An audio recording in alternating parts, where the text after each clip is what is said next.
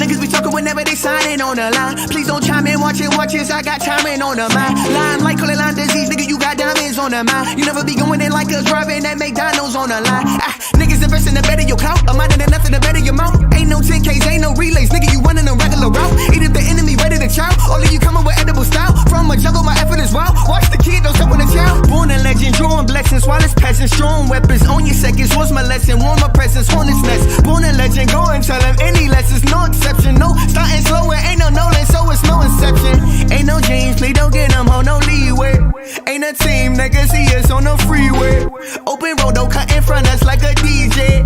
Hydroplaning in her DM like a speedway. Pedal to the floor, 100 miles per hour. I ain't getting tired, never throw in the towel. I'm just going hard while I'm passing lanes, passing lanes, passing lanes. Looking to the sky, see the paper planes. I know what they do, know we made for things. Made for life, till we made these dreams. All in the eyes, now I'm running for the prize, yeah. Jetty, I'm ready, I'm kinda awkward but steady. Not awful often, I get it. Popping off on the Senate. Block a blick, blah. Life is awful augmented. When you running through the same game and everybody vision. People promise you profit, people promise they poppin'. People problems will pop up, plagiarizing the product, prophesizing the product. Pantomiming was popping, they little pumping, they purpose, they probably pumping the Perkins. Man, I've been all over, everybody slept like they head was all up on my shoulder. Everybody wept when they seen that boulder coming down the path to success. That's that road closure, I need dynamite. Oh my God, I might just die tonight. If I don't write tonight, then I don't fly, it's not alright. I got it lit that light, I gotta admit, I feel that fright. Like every night that I don't win, feel that tightness all up on my chest. Goddamn, we just get it, we up next. Pedal to the floor, 100 miles per hour. I ain't getting tired, never throw in the towel. I'm just going hard while I'm passing lanes, passing lanes, passing lanes. Looking to the sky, see the paper planes. I know what they do, know we made for things. Made for life, till we made these dreams. All in the eyes, now I'm running for the prize, yeah. You'll never ever see my camp losing. Taking shots without thinking I'm playing shooters. Run you over if you ain't rolling with the damn movement. I'm Superman of my time, Cam Newton, little throwback scrambler. I gotta touch bread every day, don't get donuts manager. Cat outflow, y'all amateurs. Get a rap game and clean sweep, I'm a dope ass janitor. But I'm still dirty from my dirty bandanas. Time on 30 bad dances. Hip hop ain't dead, we just built the studios and ambulances. Music is school when I'm shooting up the campus. We champions and quick pitches. You must have cut your balls off, traded them for a pussy at some bitch niggas. I'ma get richer, that's the way to go. I make a whole Tory to the paper like stick figures. I'm a brave of my opposition. RB to my competition. My words are superior, you better listen. I'm a heavyweight, you're not even in my division. Let's get it. I'm the greatest like Ali, the top of the Billboard charts where you find me. But not just me, it's us team, we a family. Cause we the bestest in the body, music, anatomy. And we are anomalies compared to with what's out. Standing in position, no submission to chase clout. Cause I'm not built for that labor, don't possess that behavior. Let that hate marinate in your blood for the flavor. I hit the ground running, never fumble. Blocking out the haters like Mutombo. Got the killer instinct, DJ Combo. That crown we need it, now we need it pronto. Yeah. Pedal to the floor, 100 miles per hour. I ain't getting tired, never throw in the towel.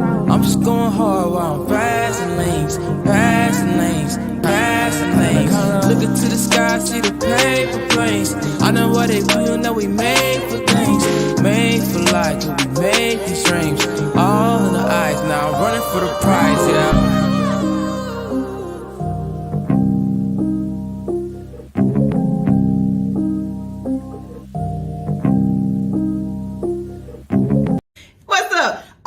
Truckers out there, I need y'all to be tuned in to All Hustle, No Fear each and every morning. We will be in your ear, keeping you awake, making sure you don't roll over that slow ass car in front of you, or you get to your destination safely. Okay, make sure you tune in, leave them lot lizards alone, and listen to All Hustle, No Fear each and every morning for 7 to 10 a.m. waking you up in the best way. All you got to do is download Hits 92.3 ATL's app in the iTunes store or the Android, Google Play, whatever. You know what I'm talking about. Download it and listen. All of y'all CBD 492 burger Breaker 495. Breaker 49, Breaker 49. We've got a hot body on the radio right now, sounding real good, giving us orgasms. Let us go ahead and tune in right now to Hits 92.3, the real definition of internet radio. Over and out.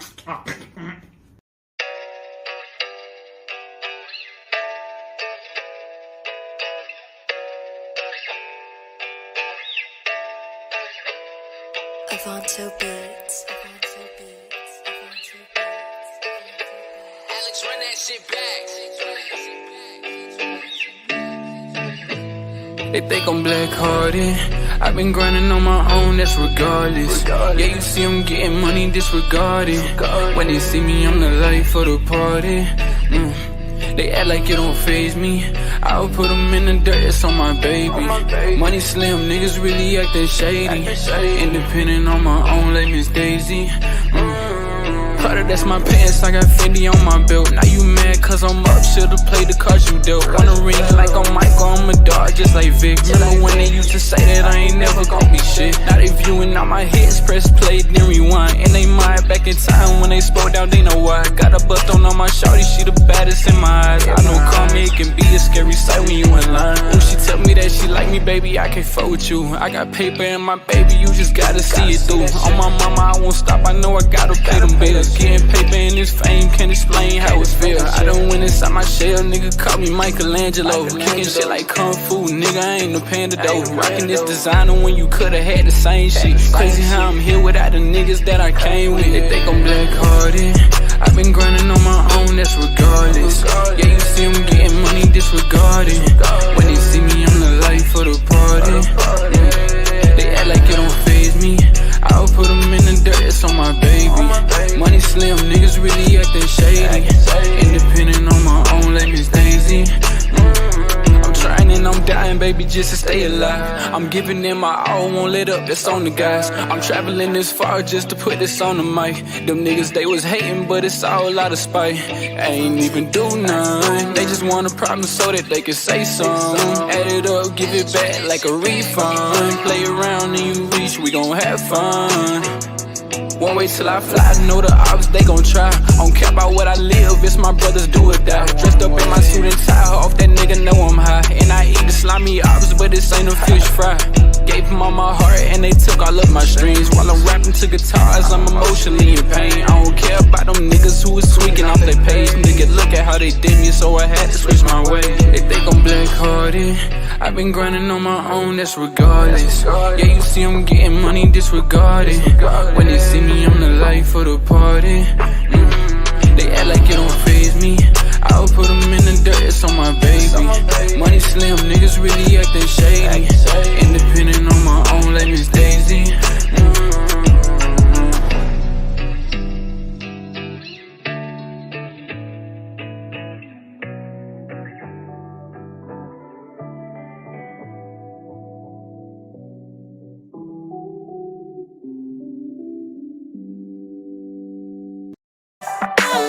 DJ Contact. Yeah, you wanna talk to me, you tryna know my name, but I ain't on it tonight. I'm just tryna feel the vibe. You don't know what to say, you're just tryna swing my way. Oh, I know you see the light, you just tryna get inside. I'm just tryna sing my song. Me and my girls keep on. No need to touch at all. You can look but just don't touch. Give me 50, leave me alone. Now tell me who's in charge. Your ego's way too small. I know you wanna come and talk to me nice. I really wanna know my name, but I ain't on it tonight. Come and talk to me nice. Ooh, you really wanna know my name, but I ain't on it tonight. I'm just here for a good time. I bet I got you fantasizing. I can see it all in your eyes. I know I got you hypnotized, yeah. I'm just here for a good time. I bet I got you fantasizing. I can see it all in your eyes. I know I got you hypnotized, yeah. Look, don't touch, that's all, baby. On me, that's always. It's like work, it's all in a day. Consider this a perk if I'm all in your face, like, who want it? You got it. Miami, I got it. Egypt, one bill in a day. You're looking for a god, it's right in your face, yeah. I'm just trying to sing my song. Me and my girls, we ball. No need to touch at all. You can live, but just don't touch. Give me 50, leave me alone. Now tell me who's in charge. Your ego's way too small. I know you wanna come to be nice. I really wanna know my name, but I ain't only tonight.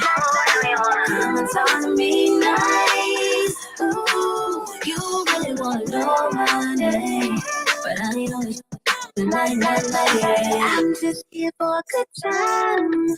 I bet I got you fantasizing. I can see it all in your eyes. I know I got you hypnotized, yeah. I'm just here for a good time. I bet I got you fantasizing. I can see it all in your eyes. I know I got you hypnotized, yeah.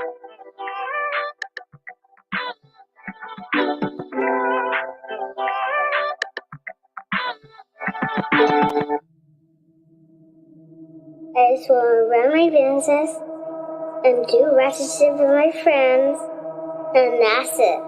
That's it.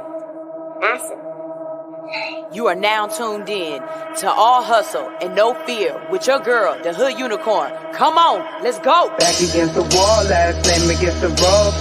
Middle finger stretched, if you're thinking it's a joke, tell my friend I'm about to blow, about to blow, about to blow, about to blow, about to blow, about to blow, about to blow.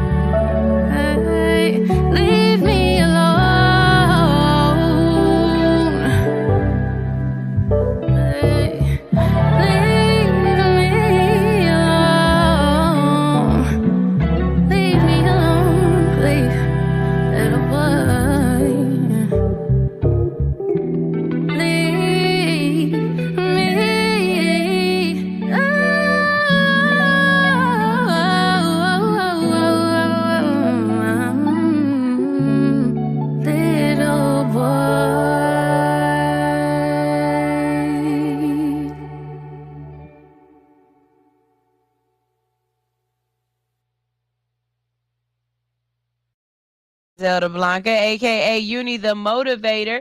aka the party starter. But you tune in each and every morning because I am your favorite hood unicorn. Good morning, good morning, good morning, good morning. Let's get this thing a langin'. We got started with some great music this morning. Y'all heard Talk to Me Nice by Shantae Renee. You also heard Cool Ass People with Prize, and that was Leave Me Alone, Little Boy by Les Riley. Les Riley. I love her. I love her. Y'all make sure y'all go show those folks some loves. Go follow them.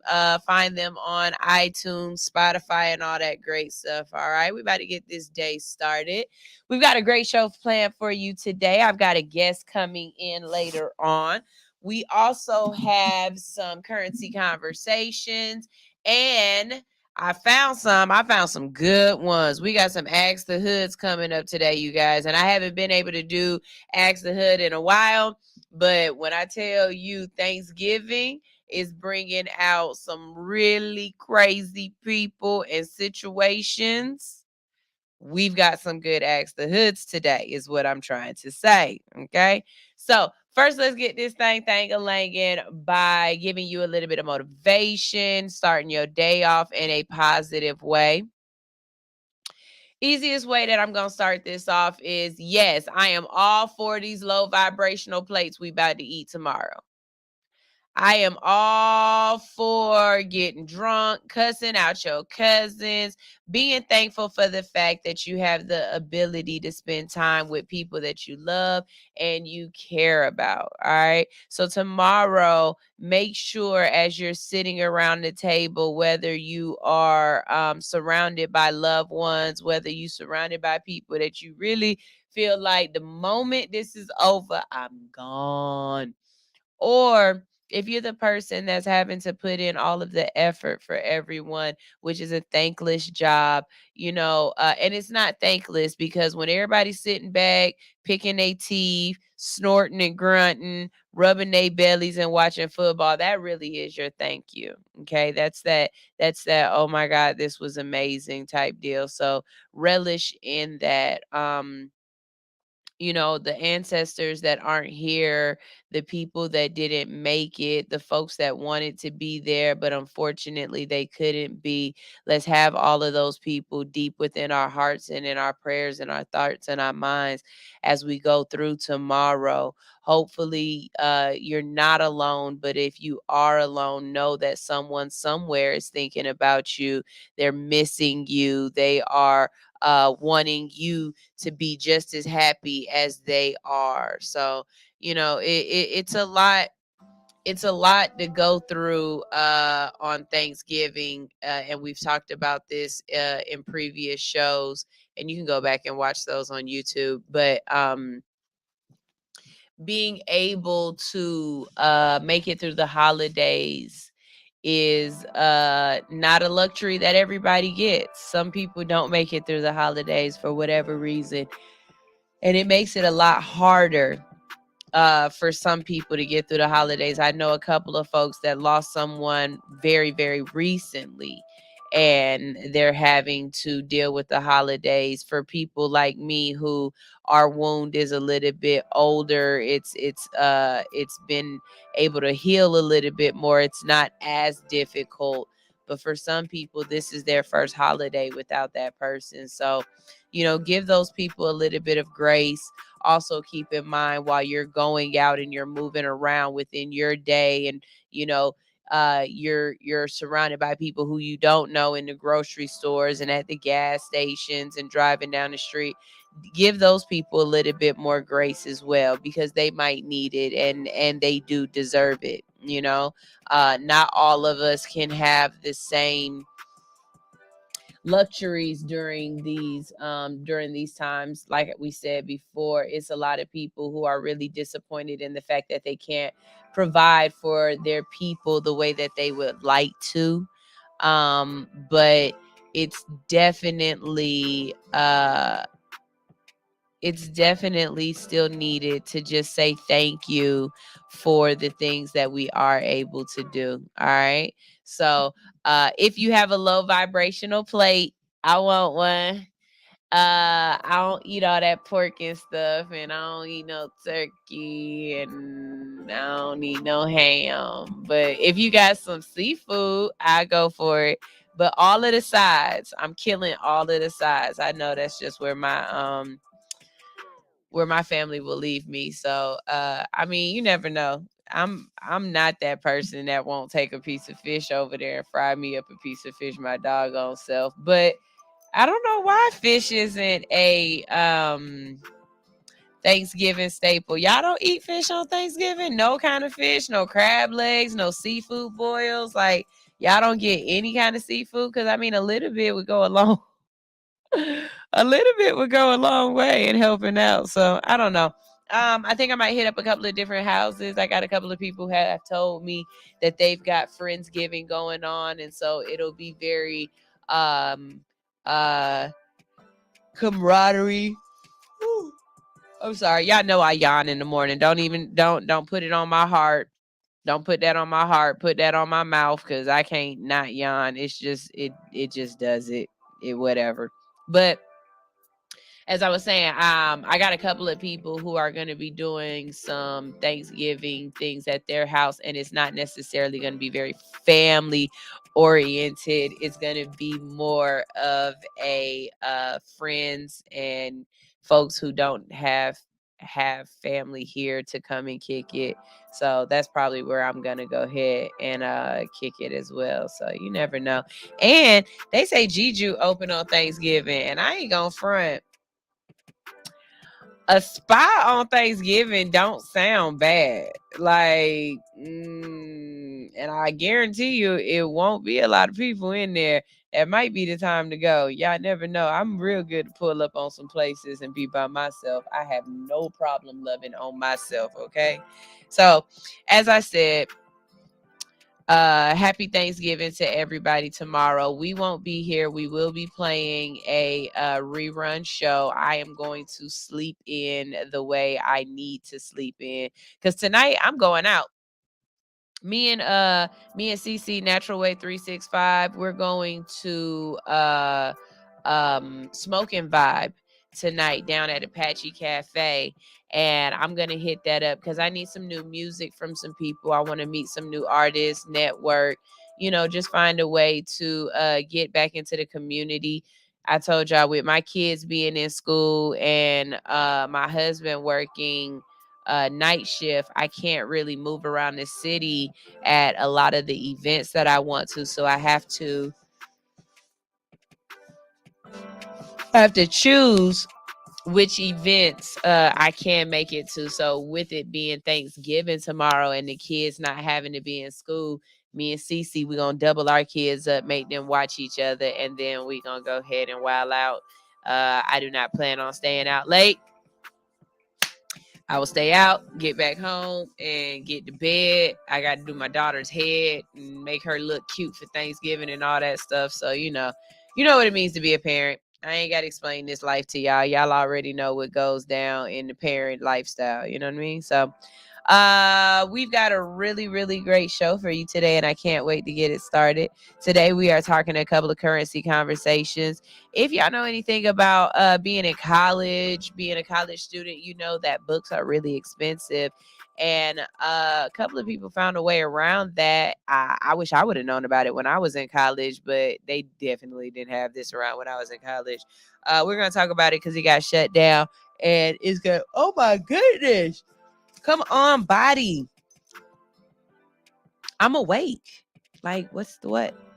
What does it mean when you're yawning a lot? Like your body's not getting enough oxygen or something? Like, do I need to breathe in, breathe out? That's what it's all about. Like, what the heck? Okay, so anyways, we're gonna talk about that. We're also going to talk about San Francisco. San Francisco said it wants some more trans people to come to the city. So they have a pilot program that they are rolling out to hopefully entice some more trans or LGBTQ community to move to their city. And we also want to talk about generational wealth and what that means, what that looks like.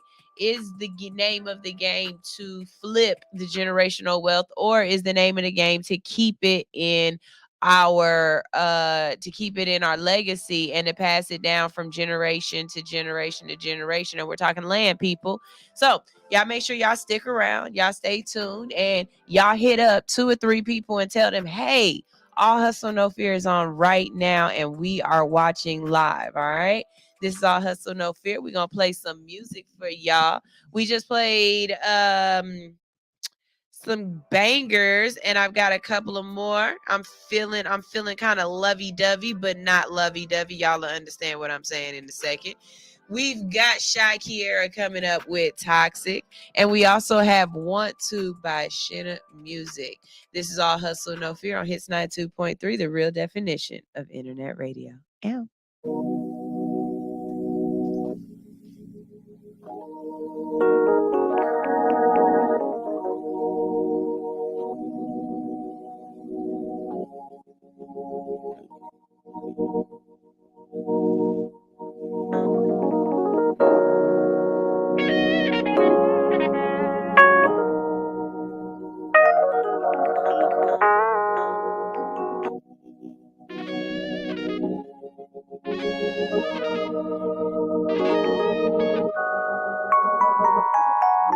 Maybe I should pop up this time. What's your deal? Why you ain't been in my line? I assume you found some you think is fine. She can't be much better than me, nigga. I am prime. Who in the hell do you think you're fooling, yo? This gotta be the $1 million question. Thought I learned my lesson until you reached out to me with that cap confession. Ooh. Tell me why you and I gotta be so toxic. So toxic. That's what I wanna know. Tell me why you and I gotta be so heartless. Almost like you don't wanna grow. Tell me why you and I gotta act so evil. So evil.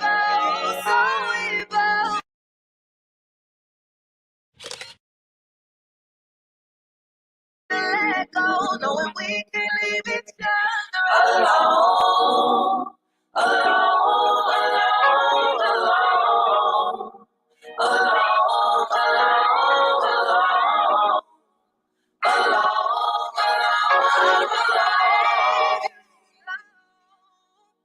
Since day one, we had this high. You were like no other feeling me up with your hype. Got me caught up in vibe. 1 in a million, nothing's the same. I'm going insane. You started to change. Why would you change? Everything you bring up to me, it turns into pain. I forgave you, you ain't need it. Your words misleading. Even with all the red flags that I've seen before this, I didn't wanna believe it. I know it's better out there, but I ain't going nowhere. Who else gonna understand me? Stay up joking with me, beat my back while he's pulling my hair. Oh, never would've thought we would've ended. Never would've thought I'd lose my best friend. I don't think that I can get used to this. One day we'll be over, then we're back in love again. Tell me why you and I gotta be so toxic. That's what I wanna know. Tell me why you and I gotta be so heartless. Almost like we don't wanna grow. Tell me why you and I gotta act so evil. So evil, so evil. Tell me why we both act like it's so easy to let go, knowing we can leave each other alone. Alone, alone, alone. Alone, alone, alone.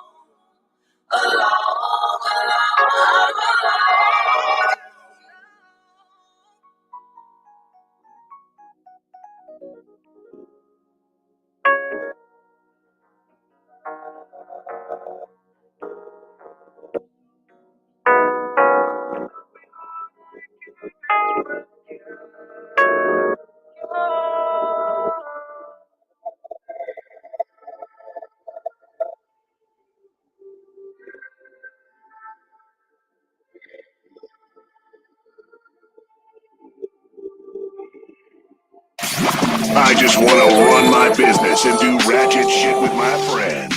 That's it.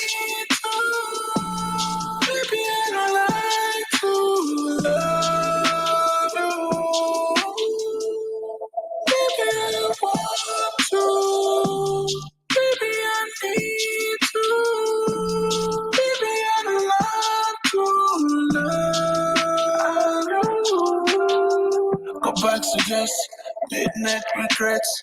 Distance from you, sexting the best though. Look at you here, looking the best. Slow wine for me, grinding the best. Speed up, fast and slow, girl. Say you want me, make me know, girl. Coming on my life, you a show, girl. Coming on my bed, make me flow, girl. Nighttime, babe, me no know, girl. Say give me some, give me more, girl. Baby, oh yeah, yeah.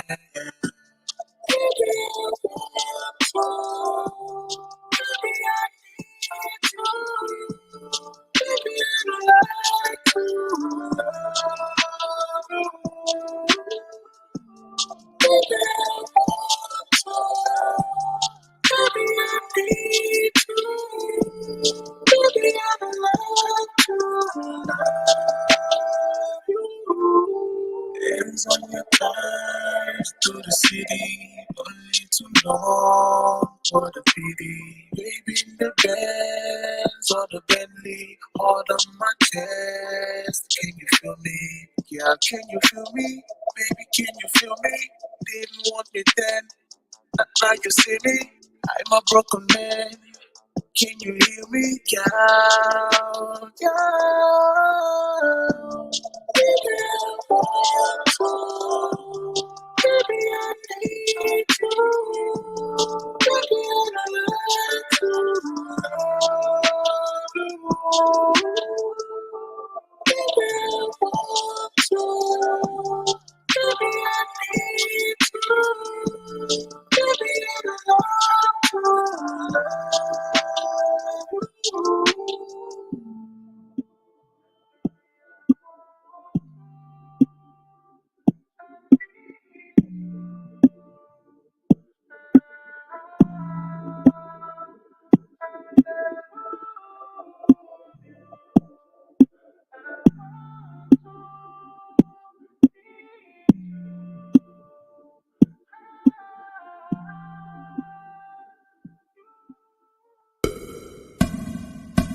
Can we link up tonight? Drink some rock and Sprite tonight. My pussy is super tight. Couple years without taking pipe. I am squirting back to back. I made a mess over the floor.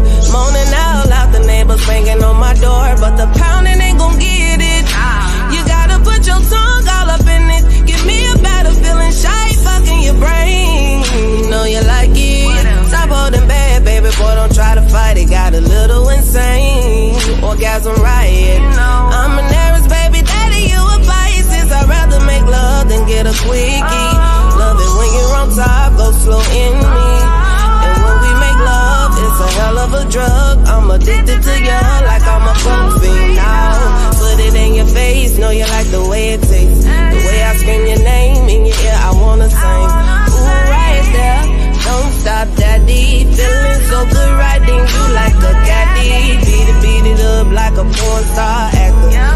Slurp it up, stimulate from my reaction. You know I like it rough, handcuffing me in action. So choke me up on your back, I do the scratches. On top of cars, up in these bushes. On these staircases, no fucks where we do it. Don't tell nobody what we do. I won't tell nobody what we do. Keep this between me and you. All of this between me and you. Let me fuck on you. LMF for you.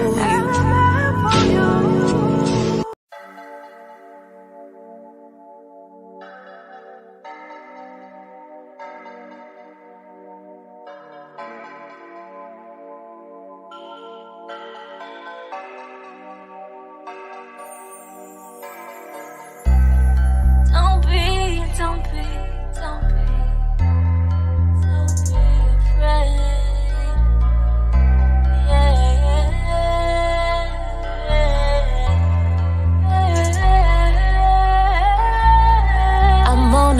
another level. This is the second floor of the fourth phase. We in no retrograde. It's just a different day.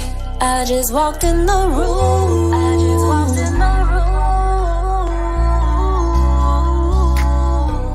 I'm trying to walk into you.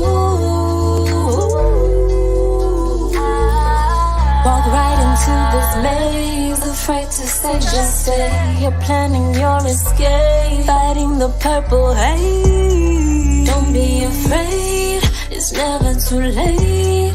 Pay attention tonight.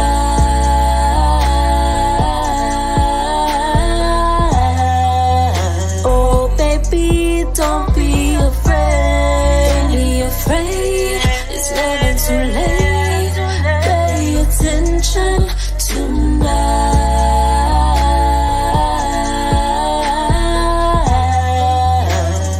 Don't be afraid. Baby, I don't quite know what they told you, but I can show you better than I prove. I'm in a different mood. I wanna get next to you.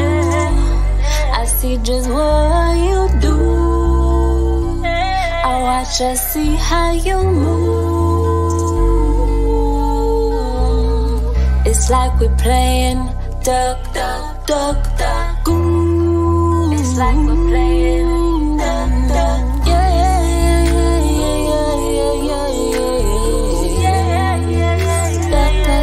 I just think that the time is right now. I said right now.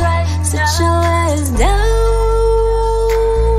Don't be afraid. It's never too late. Pay attention tonight.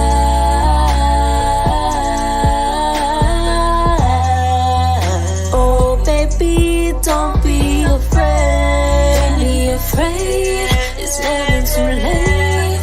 Pay attention tonight.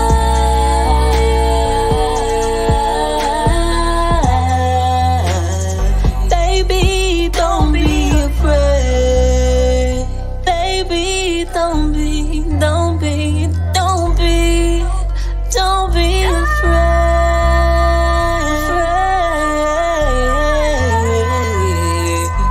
Don't you be afraid.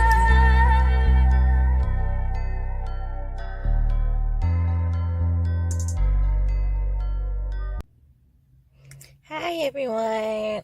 My name is Ty. I joined the book club because lately I've been working on a lot of self-development. I'm trying to push myself to actually create the life that I want. So I joined the book club as a way to help change their mindset, as a way to learn something different and something new that'll help push me there. So far, reading this first book, I can't say that it has changed the way I think, like completely. Like my perception of things now is a lot different than what it was when I started. So I'm excited, so excited to be here. I can't wait to finish this book, which is why I've been reading so many pages lately, because I want to make sure I stay on track. I want to make sure I keep up, and I'm excited to see what book comes next, and excited to learn and network with everyone in the group. Have a nice Sunday. Bye. All right, we're back. That was my friend Ty. She's in my book club. We read books, baby. That's right. I like to read. I like to make myself a better person. I'm very self-motivating, I'm self-driven. I don't need anybody else to activate my activations. I activate my activations for myself.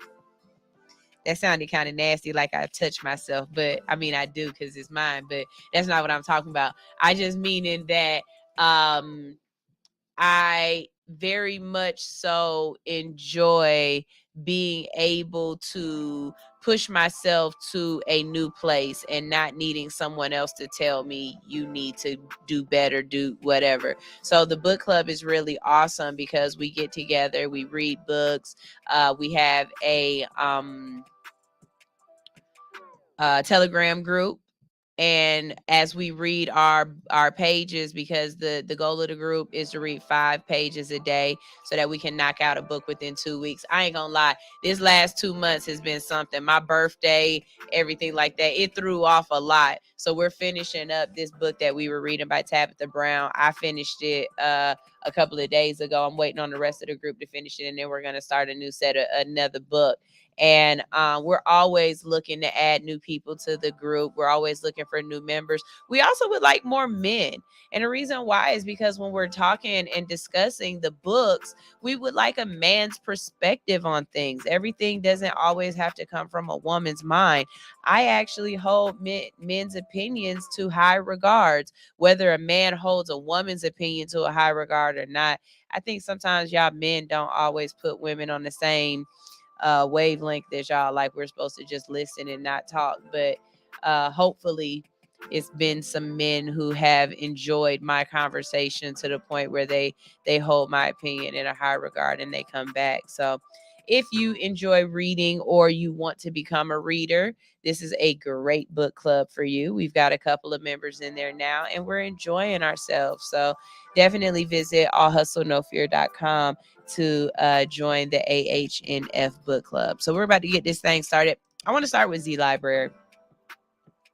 And I want to start with Z Library because it's a shame that somebody had to start something like this. And 2, it's a shame that people are going to lose access to such a amazing resource. So Z Library was a lifeline for students on shoestring budgets. The popular website offered pirated textbooks and academic papers until the feds shut it down. Imagine that you're able to download any book for free anywhere in the world. The good news is that several such websites exist. The bad news is that they are, of course, illegal. They're filled with pirated volumes, and recently Z Library, one of the largest, went offline, and the feds in the U.S. seem to be responsible. While there are other ways to access pirated materials, Z Library is especially popular with college students and academics for several reasons. Now, the shutdown has left many students, particularly in the global South, scrambling for access to research and education materials. For Joseph Harry, a 21-year-old medical student in the South Sudan, Z Library was a critical resource for accessing medical textbooks, including Gray's Anatomy, an anatomical basis of clinical practice, which is widely regarded as the Bible of human anatomy. Not everyone is able to afford textbooks like Gray's Anatomy, says Henry, because they're really expensive. The book easily costs up to $200 plus shipping costs. Henry says he doesn't have any real access to public libraries from which to borrow books. In fact, the first public library in the South Sudan was established in 2019. Even if he were able to find the textbook in a library, the number of copies typically pales into comparison with the number of students who need to use it, he points out. There can be a ratio of 135 students to one book.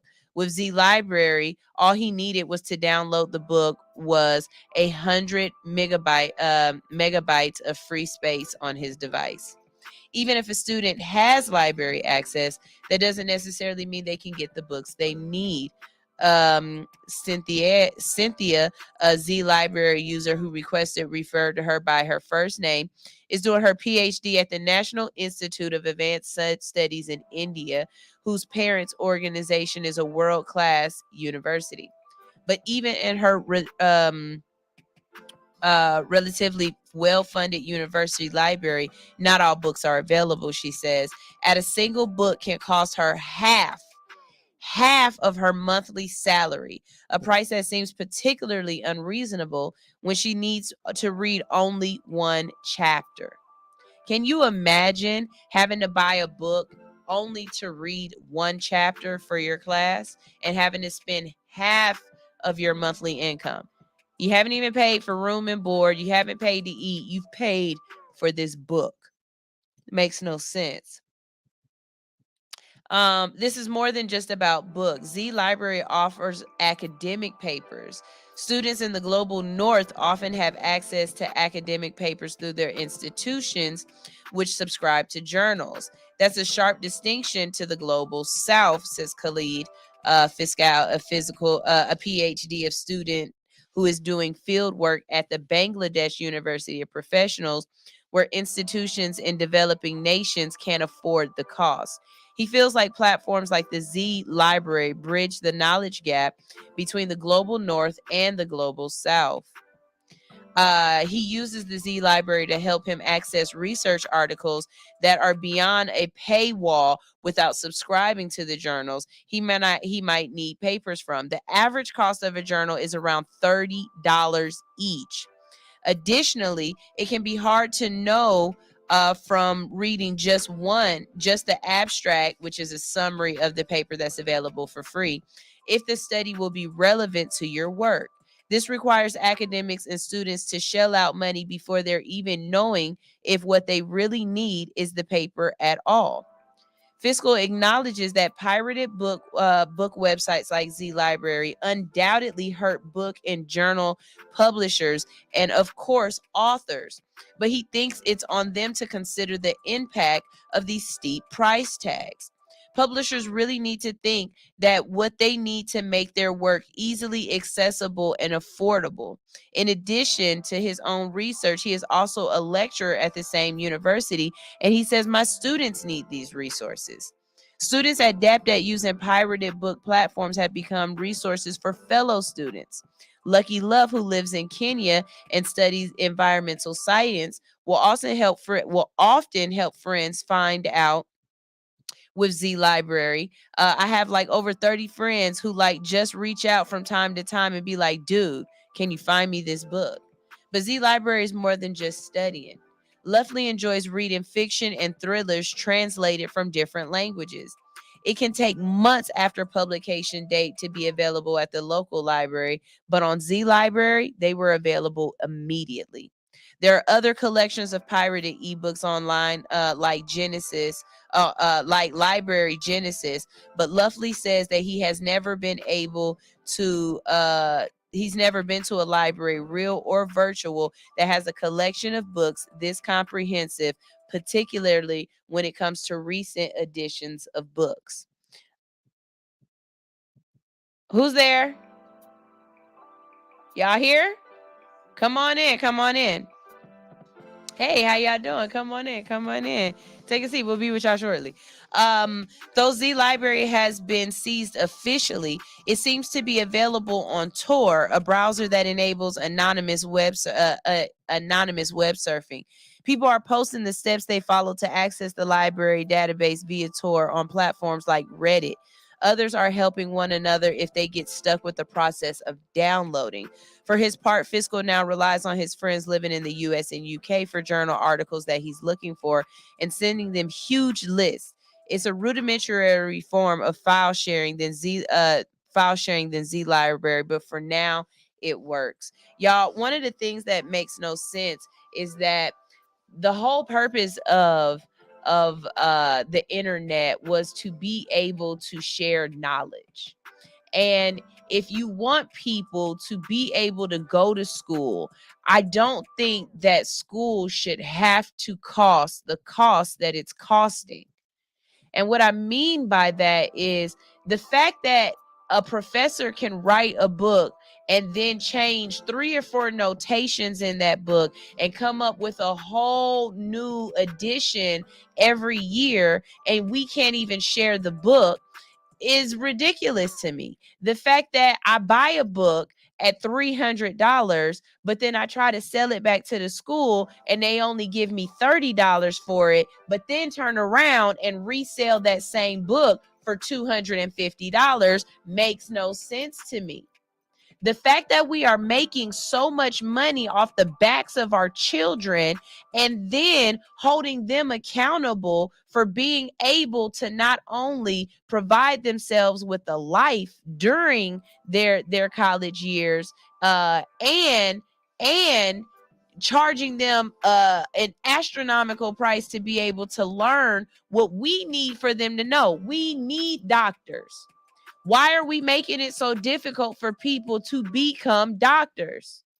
We need lawyers. We need archaeologists. We need, I mean, there's so many jobs out here. We need professional positions.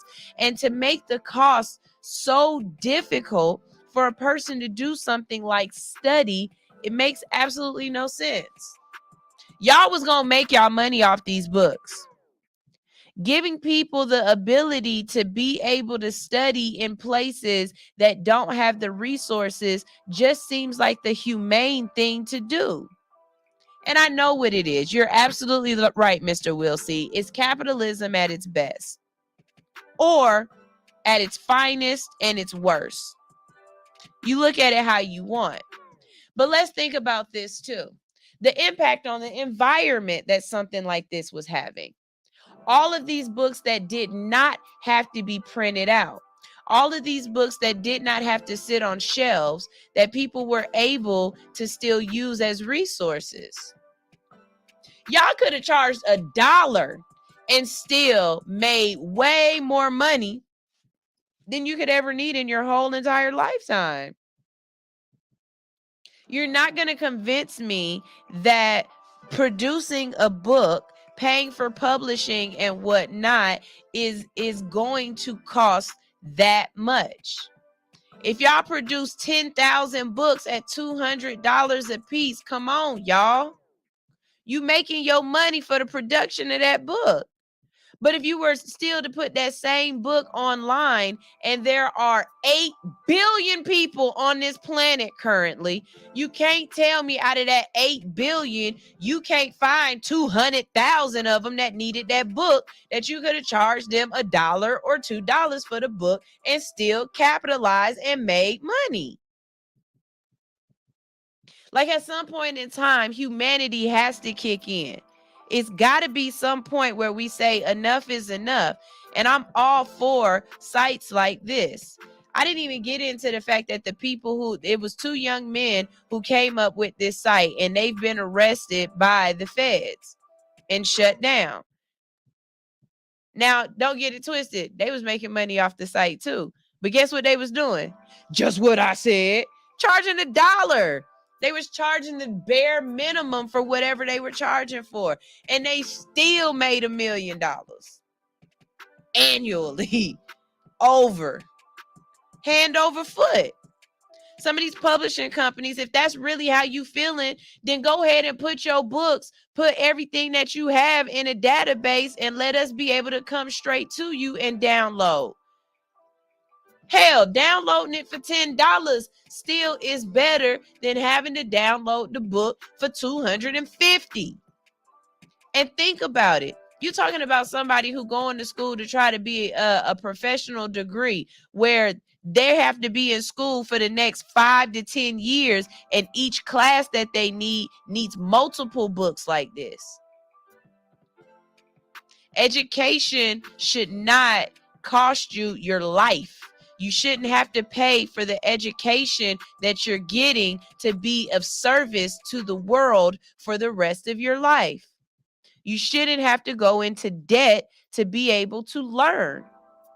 That's why you have so many people willing to be stupid, because right now, education is a luxury. Hello, I'll wait. What I say y'all don't understand? What I say that don't make sense? Because right now, I'm thinking I'm making plenty of sense. But if I'm not, y'all can always tune in. And as a matter of fact, for anybody who ever wants to call in, the phone number is 404-254-4347. You can always call in to All Hustle No Fear and give me your opinion. Because look, I can play devil's advocate, and I'm very good at being able to not get emotional as we have a heated discussion. If you don't agree with what I'm saying, call in and tell me I'm wrong. But you better come with some doggone facts. Because I'm telling you right now, the fact of the matter is, when you sick, you gonna hope that your doctor got to read that whole book and had the updated version. Hello. When it's your kid and you talking about you don't have enough money to help your kid out, you would hope that they found a website like Z Library. Hell, when I was in school, I wish I would have known about this. You know? But maybe it's just me. Like I said, I just be on here talking. I just come up here to give y'all the information. All right. So this is the next one I wanted to talk about. As Black people, the whole goal is to gain generational wealth because we are so far behind our Caucasian counterparts as far as creating generational wealth for our lineage, right? But a lot of times we feel as though or I don't want to say we feel as though, a lot of times people are what's the word I want to use? Criticizing other Black people for how they choose to create that generational worth. We feel as though land is the end all be all. Having land is one of those things that you just never get rid of. But isn't the goal to create income and to flip it and make more money? I want to know what y'all opinion is on whether or not this couple should have kept this land for generations to come, or if they made the right decision by selling it. So here we go. A Black couple sells 236-acre farm to a luxury hospitality brand in a $13.75 million deal. Serial entrepreneurs and power couple Chid Liberty and George Babel Liberty reportedly sold their massive upstate property in Rhinebeck, New York, according to Black Enterprise. The off-market sale of 236-acre biodynamic farm closed earlier this month for an impressive $13 million. Six Sense is considered one of the world's most luxurious hospitality brands, is the property owner. Chid is the co-founder and CEO of the fair trade apparel manufacturer Liberty and Justice, as well as the Made in Africa label. His wife, Georgie, is a model, activist, and a philanthropist. The couple reportedly purchased the farm last year for $8.5 million with a friend to serve as a family compound. The idea was to make the property our main residence and to do retreats with impact organizations. Chid, a native of Liberia, told Grimy Shelter. His wife grew up in Burkina Faso on the Ivory Coast, and we did a bunch of retreats for Equity Alliance and Unreasonable Impact and hosted our own with yoga, hikes, horses, and we loved it. The Six Senses portfolio consists of resorts, spas, and residents in popular destinations around the world. While there's no confirmation on the company's plans, sources say Six Senses will transform the land into a resort. No Hudson Valley project has been announced, so Six Senses is unable to comment. The property was never placed on the market, however. Incoming calls from prospective buyers poured in about the farm originally built with the traditional Hudson Valley architecture. He said no at least 3 times, and then they named a ridiculous price. The property features a stone house built in 1768 with 8 fireplaces, 2 bedrooms, 4.5 baths, and an artist studio. The land spans hundreds of acres, boasting a picturesque scenery, including 7,200 square foot barn. The farm has a special use permit and also a formerly equine therapy center. I don't know what that means, but okay. Black Enterprise also reports that the Liberties are enjoying their Williamsburg home while traveling the world. The couple is also pursuing new business opportunities, including launch of a Made in Africa swim line with Target. Originally, Georgie's charity, the George Mandel Foundation, recently raised $1 million towards her mission to bring clean water and sanitation to Burkina Faso. So, the question is again, do you feel as though this black couple did the right thing by flipping and selling? They paid less than $8 million for this, and they made over $13 million. So they obviously made some money that is going to be for their next sets of generations. They're doing good by their people, right? But do you feel as though they should have kept the land, that the land was the most important thing? I really believe that Americanized black people have this feeling that land is the end all be all. And I think we feel like that because we haven't always been able to own land, and that when we did, it was taken from us, right? And so we always feel as though the thing is to hold on to property to be able to pass property down to your children. But with this much money, baby, you can go and buy property anywhere you want to. I thought the goal was to feel secure, not necessarily just to have land. Mr. Wildseed saying there's 7 parts to true sovereignty. Okay, well, call in, let me know what they are. I'd like to talk about it. But I feel as though, you know, if you can get something and flip it, make that money and go get something else. Because now they got 13 million. They could take another 8 million of that 13 and flip that again. Like, it's the ability goes on and on and on. It doesn't, like, when you have means, you have the ability to continue to do something else. So I don't know. I don't think making them the bad guy for not keeping it in the family is the right thing to do. I think they did what was best for them. Not to mention, all of that has upkeep. Who said they want to keep taking care of that property? Or, as they said, they move around. You know, who says that they didn't want to go and travel and do other things? So, you know, you never know, man. And they might not be wanting to have kids. Everybody don't want to have kids, y'all. Some people stop their legacy with them. Just saying. We got one more story, and then we're gonna go to a commercial break. When we get back from this commercial break, we have a guest in the building, and we're gonna be talking to him. So this next one, okay.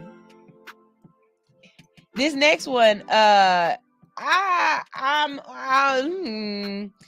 call this trans cash. Okay, y'all listen to this. San Francisco is launching a guaranteed income program specifically for trans people. Okay, listen to this. Mayor London Breed of San Francisco announced last week that the city will launch a guaranteed income pilot program specifically for transgendered, non-binary, intersex, and gender non-conforming people. This is an effort to drive down the alarmingly high rates of poverty, unemployment, and homelessness among those communities. Over an 18-month period starting in January of 2023, 55 low-income San Francisco residents who identify as one of those categories will receive $1,200 per month to use as they see fit. The program, called GIFT, Guaranteed Income for Transgendered People, is run by the Mayor's Office of Housing and Community Development, and the Office of Transgender Initiatives is the only one of its kind in this country. Move out the way. Picture. Hold on. I got a picture in the way of my story. Let's see. Come on. The application runs through December 15th and is open to those who currently earn less than $600 per month. The mayor's office is partnering with the Transgender District, an officially designated transgender cultural area in the city, comprising 6 blocks in the Tenderloin area of San Francisco, and Lion Martin, a healthcare service for the transgender community. For those selected to participate, money will be delivered via Visa debit cards and reloaded each month.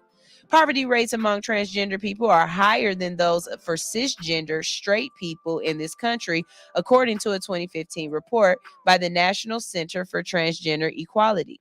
29% of transgender people in the U.S. live in poverty, and 30% have experienced homelessness, and 15% are unemployed.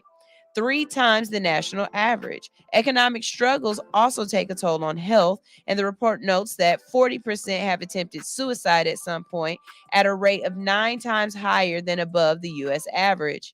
As part of the pilot program, participants will also receive mental and gender affirming healthcare services plus financial coaching. We know that our trans communities experience much higher rates of poverty and discrimination, so this program will target, support, and uplift individuals in this community. The trans people, who are also members of other minority groups, tend to be even more affected by poverty, according to the report. In response, the pilot will prioritize trans people who are also people of color, disabled, undocumented, formerly incarcerated, native Spanish speakers, or those engaging in survival sex trades. The pilot is part of a broader push by the city to tackle transgender poverty. In May, Breed announced that San Francisco would be the first in the U.S. to try to end transgender homelessness by 2027. For that initiative, she will direct $6.5 million of the city budget to housing and rental subsidies, as well as new housing for trans youth. While in other parts of the country and the world, trans people are targeted by institutions and legislators. In San Francisco, we move towards progress and justice by investing in our most vulnerable residents. The guaranteed income pilot, which will have a reported budget of $2 million, is San Francisco's third, after pilots specifically targeted to artists needing relief during the coronavirus pandemic and to Black and Pacific Island mothers. Guaranteed income pilots have sprouted in cities across the U.S. Many merged under Mayors for Guaranteed Income Coalition, founded by former Mayor Stockton Michael Tubbs, whose pilot was the first in the U.S. since then. Pilots have begun in cities from Los Angeles to Chicago. Some, like San Francisco, have targeted specific population. Gainesville, Florida, was for formerly incarcerated people, and Columbia, South Carolina, was for Black fathers. In March, Palm Springs also approved a guaranteed pilot program for transgender people. Okay, so I think this is amazing. You know, I have nothing against people helping people. I'm all for humanity and showing people love, but I do want to say this. If your city had enough money to be able to have $6 million worth of disposable income to give to residents, then I would prefer for you to put it in the school system. I would prefer for you to give teachers a raise. You are doing this for 55 people. $6 million to the school system could help way more than 55 people. Way more. Do you know what that stipend could do for teachers, for classrooms, for students, for mental health across your city? That money is going to eventually go back into the community, but I think it would be better served in our school system.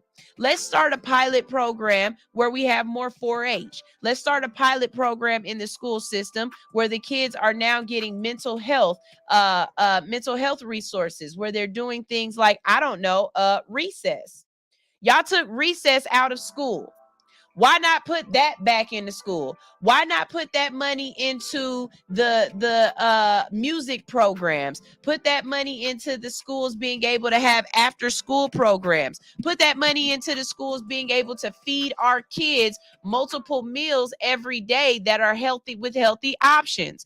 There are so many other resources that you can put it into other than just paying a small majority of people.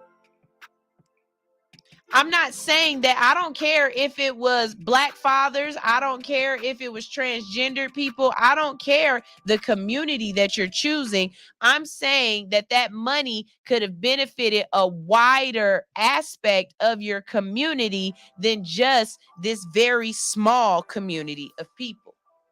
I understand that they have issues, but we all are having issues right now. I guarantee you there's a transgender teacher in there that would be able to utilize that income as well. That's just my opinion. And again, you can always call in and tell me I'm wrong. Y'all, this is All Hustle, No Fear on Hits 92.3, the real definition of internet radio. We are going to our next commercial break. And when we get back, we've got an interview for you. We've got Cut Collab Concert, and we've got Ask the Hood. This is All Hustle, No Fear on Hits 92.3, the real definition of internet radio. Ew. Good morning, good morning, good morning. I am Sunshine Reigns with All Hustle, No Fear, and we are radio that you have to watch. That's right.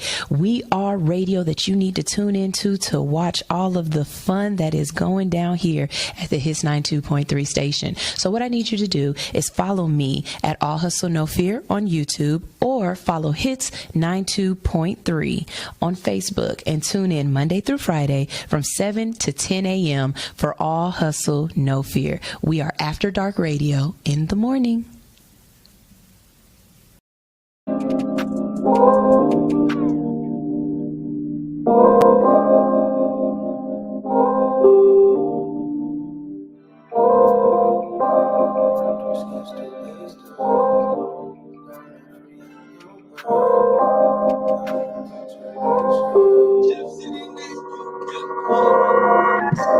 I'm too scared to waste time, no way to face my light, it may shine tonight, tonight, tonight, tonight, tonight, tonight, tonight, tonight.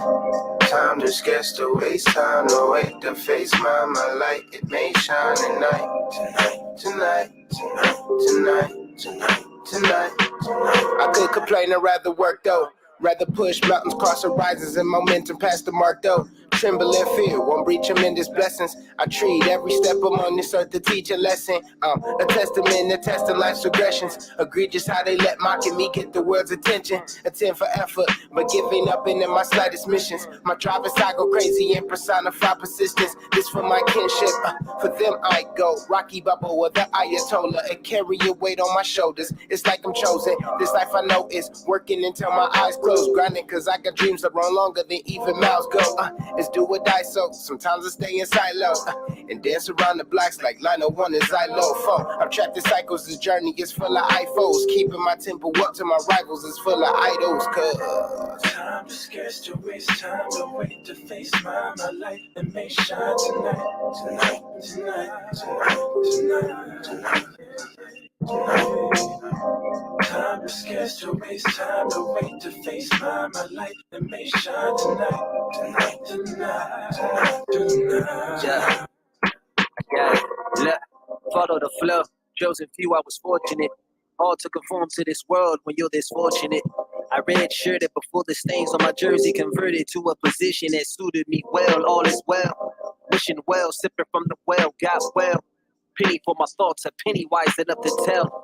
It's story the weight upon my shoulders can hold does not include the glory I receive. Take it low, please. I feel immaculate as a man that spits hollow tips. Here's a pro tip, nigga. Run quick, hide quick. Life is for the living. Make a living out of living. 50-50 on receiving and giving. That's a given.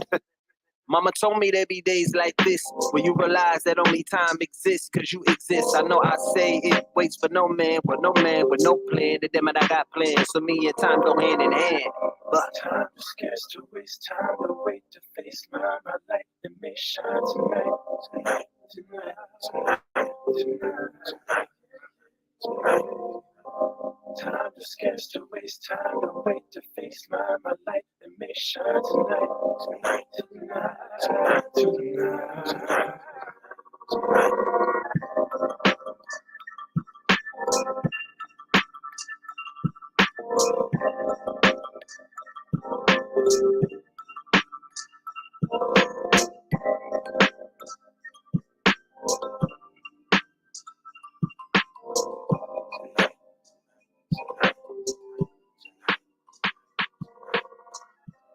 Are you in need of some tattoo therapy? Visit Studio 219 for your next tattoo or piercing. Studio 219 is located at 1900 Piedmont Road in Atlanta, just 1 mile from the Lindbergh train station. Studio 219 is open Monday through Saturday from 12 p.m. to 9:30 p.m. and closed every Sunday. Book your appointment today by visiting www.studio219ink.com. That's studio219inc.com. Make sure to follow 219 on Instagram for promotions and specials at Studio219INK. Studio 219. Let us fix your creative itch. It's rad, they got that extraordinary bumper so big.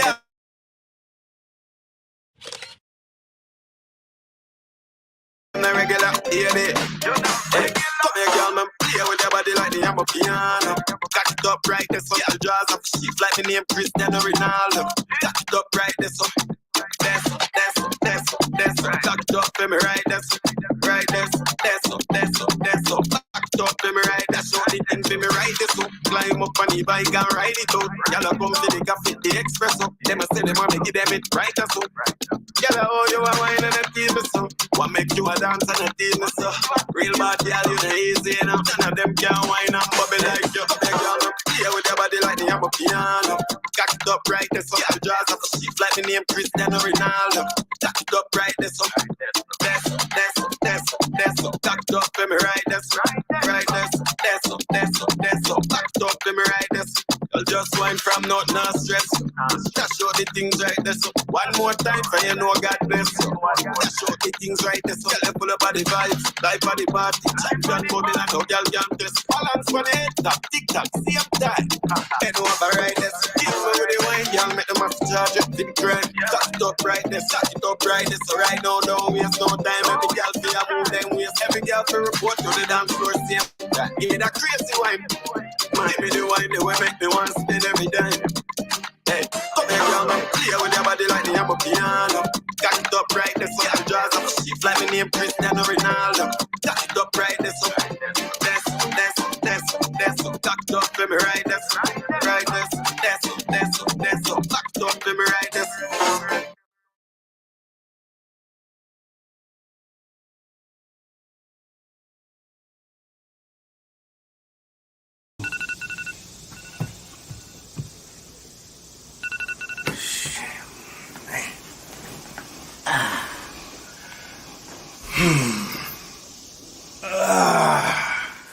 Top of the AA.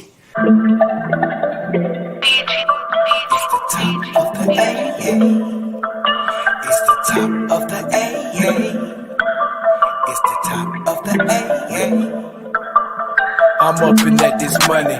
People think it's funny. We walk when I be running. I need it in a hurry. Look, shout that body curvy. Her man looking worried. Don't wanna have to bury your tail tucked scurry. I don't want no problem. I'll be the one to solve them. Don't fight over no bitches. Too many in the world. She's never really yours. You're never really hers. My vision full of blurs. These niggas looking scared. Looking like a coward. Your attitude is sour. You do it for the minute, I do it for the hour. God gave me the power, grace and gave me mercy. Haters wanna curse me, but their weapons didn't prosper. Satan tried to hurt me, chocolate like a Hershey. New York out to New Jersey, like James, I'm worthy. He see a G coming, but I don't wanna. If I did, she's a goner. We be smoking marijuana in some corner of the AA, the top of the AA. Of the AA, the top of the AA. I'd have her in a sauna. By the end of the night, we'd be under the moonlight. By the end of the night, we'd be on Versace sheets with a bottle of Bel Air, looking up at the stars with just a few cares. Fingers through your hair, playing truth or dare. You a model, I'm a player. It's been groomed and I care. Don't give a fuck about this bullshit in the world. I only care about my little boy and two little girls, my wife and my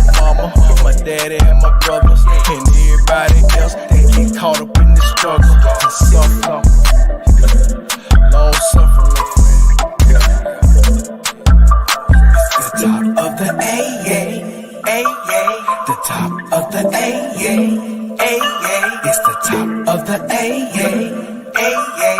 The top of the A, yeah, A, yeah.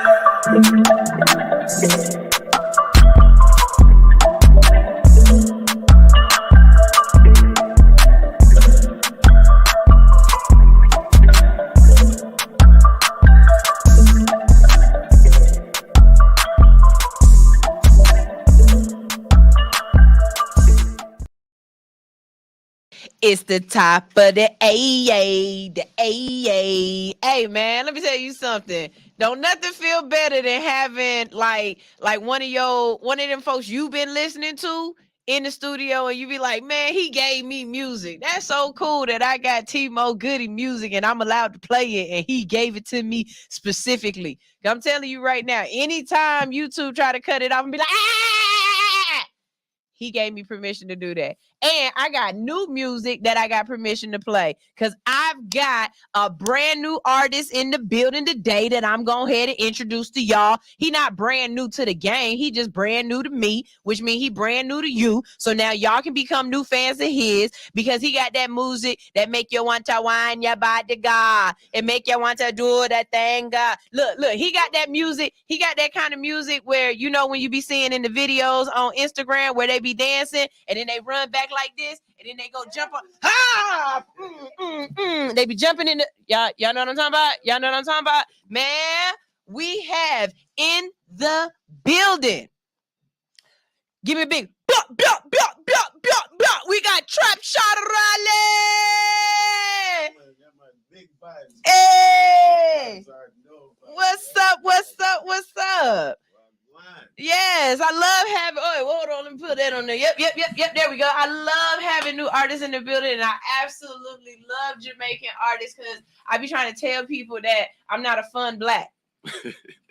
You know, fun. Why you say that? He said, "What's that?" So a fun black is people that when you go to the club, the DJ yell out stuff, and then they have stuff that they can yell back. You know what I'm saying? Oh, like, okay. Fun blacks, anybody from New York, they fun blacks, because any club you go into anywhere around the world, somebody gonna yell out, "Where's Brooklyn at?" And they be like, "Hey, BK!" You know, they do that shit. Fuck them. You know what I'm saying? Right. Another fun black is Haitians. Haitians go to the club and be like, "Sa passe!" Yep. You know what they yell back? You know that.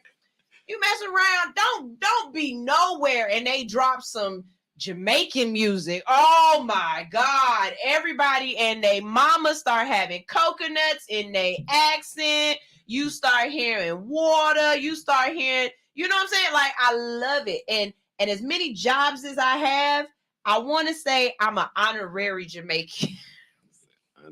Because I'm not a fun black. My blackness go all the way back to Shelbyville, Tennessee. That's where it stopped at. At least that's where they stopped, you know, writing up our history. You know how the white folks did it. It didn't go different. Yeah. So it's real great to have somebody in the building who's authentically from Jamaica to tell me that my Jamaican accent is horrible. Yeah, don't worry about it. I got to teach you the right. Yeah. We're going to get you right. So what's up? How you doing? Yeah, man, we're just doing all right. Oh yeah, okay. I'm gonna have to put on my good ears for this one. Come on, you got to be able to talk for the slow folks that don't understand what you're saying. Your accent thick as hell. Yeah, you real Jamaican, like you just got over here, like not like you second generation Jamaican. Like no, man, that's the real thing. Okay, 100% Jamaican, but I grew up. You know what I mean? I grew up in the States, but.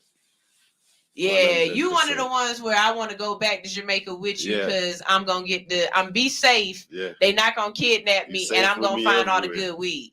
Yeah. Man, find all the things you need. Man, don't go to Jamaica, the Bahamas, Nassau. Don't go to none of them places and you don't know the people there. The weed that you get, it's not real weed. They call it chocolate weed. And it's basic, y'all know the mids that we used Nassau, yeah, they got that brown. Yeah, just what you just did right there.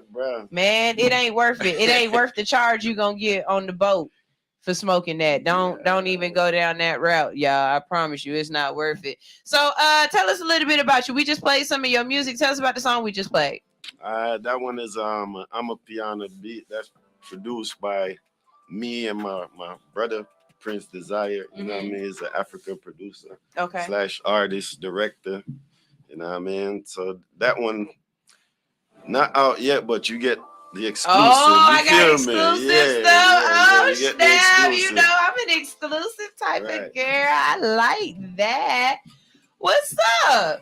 Just walking in here like you know us and everything. I know. I love it. So tell us a little bit about you and about your art. Well, shit. I mean, I grew up in Linstead, St. Catherine. That's Jamaica. I mean, I was And where? Linstead, St. Catherine. Okay. Yeah. Okay. You we got people on here. Ty said, "Ooh, that accent is sexy. You better be careful, girl. You know them Jamaican men. They rough. What's up with Jamaican man? Y'all are aggressive. Go ahead. They like it though. Y'all hair pulling and y'all don't play it. You can't talk back to Jamaican men. They talk back. No, we like when y'all talk back. But tell us about your music. Go ahead. I mean, I just bring a different vibe to the picture. You feel what I'm saying? Like I mix my background with what's going on. You feel what I'm saying? Like I'm Jamaican, but I grew up in the States, in New York to be exact, the Bronx. So I just fuse hip hop with dancehall, Afro beat, like everything. I just do a mixture. You know what I mean? So, who are your biggest influences? Like Shaggy. That's like one of my biggest influences. Really? Oh, you gonna be mad at me in a minute because I got a game for you. Ooh, I got a game for you, and I actually got him on the game. That was just by accident. So this is gonna be fun. Yeah, this is gonna be fun out here today. Listening, big podcast. All of that. Awesome. So what we're going to be doing today is we're going to be featuring your music. You're going to be telling us about it. We got 3 more songs that we're going to go ahead and play, and we got a game to play, okay? All right. You ready for this? Let's do it. All right. And then after that, y'all are going to sit in, stay, and give us y'all opinions on some of these Ask the Hoods. Ask the Hood is a time where I go through Reddit's Am I the Asshole? You already know. I read them off, and then we determine if they are the asshole or not, and give them advice on what they should have done. All right. And so as a Jamaican man, as a Jamaican man, I definitely want to know what y'all gonna say, because I tell people all the time, you can take my advice. I'm not gonna lie. You might need to see a lawyer, but I am definitely, I'm result driven. Hey, I'm result. That's only if you get caught. I'm result driven though. Okay. So we got another song that we about to play. We about to play Give Me the Number. Did I say it right? Yeah, man. Give me the number. See your accent to get better. Yeah, get the better. Yeah, you better stop playing with your girl. I be like, blah, blah, blah. No, I'm just, okay. Jaja. So go ahead and introduce this song and tell us all about it. This one is called Give Me the Number. And you know what I mean? Basically, it's an international dance Afro beat. You know what I mean? Nice vibe. You know, you pop this one in when you with your special lady. You know what I'm saying? So look, this is a question that I ask all the artists when they in the building, and you ain't gonna be no specialer. Right, you gonna get this question too. Nah, it's just because you sit here. I'm about to ask you. Here you go. You ready? Do you smash to your own music? Of course. Yeah, look, she said, yeah. Of course. The first song you played. She said that so quick, like, hell yeah, we smashing it. Right, Nessa. Don't feel me right, Nessa. All right, this is Give Me the Number by Trap Shotta Raleigh. Shatta. Look, I already said my accent horrible. Look, the only time I sound good though is when I am watching Shottas. See? Yeah. So y'all like that? Okay, bet. Here we go. We ain't getting no younger. Let me be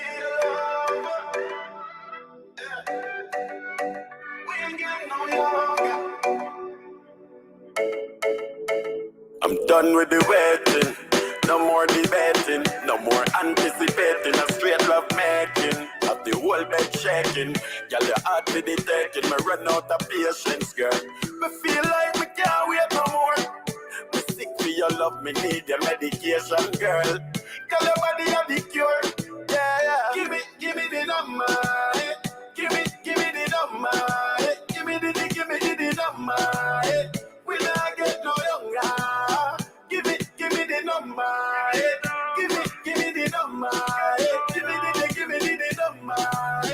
We not get no younger. Number, we ain't getting no younger. So baby, come over, and I'll be your lover. So just give me the number. We ain't getting no younger. So baby, come over, and I'll be your lover. I don't want to wait in vain for your love. Been through the fire, stand in the rain for your love, girl. Yeah. I don't want to wait in vain for your love.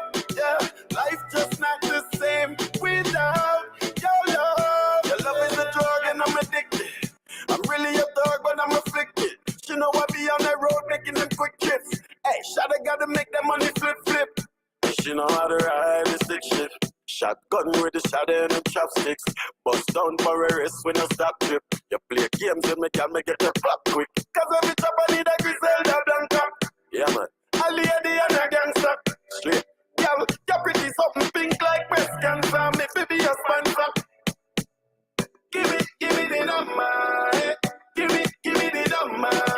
Give me the number. We not get no younger. Give me the number. Give me the number. Give me the number. We not get no younger. Number, we ain't getting no younger. So baby, come over, and I'll be your lover. So give me the number. We ain't getting no younger. So baby, come over, and I'll be your lover. I don't want to wait in vain for your love. Been through the fire, stand in the rain for your love, girl. Yeah, I don't want to wait in vain for your love. Yeah, life just not the same without your love. Yeah. All right, we back with music you can smash to. So the way I was introduced to you was I was told that you opened for another really big Jamaican artist and you had the crowd going wild. Tell us about this situation, because I don't want to lie on your name and say the wrong event. But tell us about this. Yeah, it was in the summer basically. I had 2 shows booked with Massacre. He's one of like the current leading dancehall artists right now. Okay. So I had the first show in New York. That was 2 weeks before. So the hype was already building up from New York. So by the time we got back to Atlanta now, we had this big park concert on the east side of Atlanta. So that show was the one that I really like got to work my set. You know what I mean? I went in, I had my full set to perform. They gave me like 15 minutes. So I had my, you know what I mean? I could do my thing. In New York, it was more of a quicker thing. You know what I'm saying? Like a club vibe. You know what I mean? So you have dancers and all kind of stuff, like choreograph or? Working on that. Okay. At the moment, you know what I mean? Putting the show together as we speak. So that's what's up. But I got a lot of energy, so when I get on the stage, it's like, you feel what I'm saying? Watch me. Yeah, watch me. That's who I go on. You know what I'm saying? But now we getting to that level now where we can get the dancers and, you know what I mean, make the show look extravagant. Now, do you think you get a different response in New York than you do Atlanta? Because do you think the Jamaican community is more prevalent out in New York, and so of course the music is received differently? Or do you think Atlanta has a high, like, is Mango's really tearing it up out here? Like, Nah, you feel what I'm saying? But New York is more like a home vibe because that's where I grew up. You know what I'm saying? I went to elementary, Okay. junior high school, you feel what I'm saying? In the Bronx. So it was You like got the a home, hometown crowd. right. So Okay. all right, that's the vibe. I mad love, you know what I mean? And but what I like about performing in other states is like I get to perform for people who don't know me like that. They're gonna get to know me from this performance. You feel what I'm saying? So it's like that's the exciting thing that I like. You know what I mean? So we got a question here. Someone said, no Rasta music or only dance hall? And so that brings me to a question after you answer that. Oh yeah, we do enough different type of music. We do the Rasta slow music also, you know what I mean? So what's the difference between Rasta music and dance hall It's for those who more, don't know? all right. We have reggae and we have dancehall. Dancehall is like hip hop. Okay. Or we could say is it the music or is it the language in the music? the Like, is it language what they're in the talking music about? and the message. The Okay. message in the music. Basically, if you notice dancehall these days, there's no message in it. It's just fun. You understand what I'm saying? But reggae is a message. You can't go on a reggae track talking about shake your booty and you can't do that. That's like taboo. You feel what I'm saying? Okay. So dancehall now you get more freedom. You could it's for the younger generation like that. And people who, you know what I mean, like to go party and have fun. Okay. So, well, then that brings us to our game of the day. The game already? For game already? Yes. This game that I have is called Cut, Collab, and Concert. Cut, Collab, Concert is a game that I made up. So if somebody else is trying to play it, they stole it. They stole it from me. You look right up here. We got some pictures right here for you to choose from. The way this game goes is you have to decide whether you are going to cut an artist's entire catalog, are you going to collab with them on a mixtape, or are you going to be front row at the concert? You know all the words. You are fanning out. You are like, eh, blah, blah, blah, blah, blah. Yeah, man. Coconuts. I don't know. I got to get my Jamaican shit together. I'm working on it. It's tough. It's kind of tough. I know. That's what I do. That's what I do. These guys are my co-workers. See, and you gonna cut, collab, and concert. I know all these people. Yeah, and you gonna cut, collab, and concert. How about we just No. It's a game. You gonna play it. So basically, and for everybody who's listening out there, because we do have listeners and can't see, we have Shaggy. It wasn't me. We've got Sean Paul. Shake that thing, miss. Shake that thing, miss. We're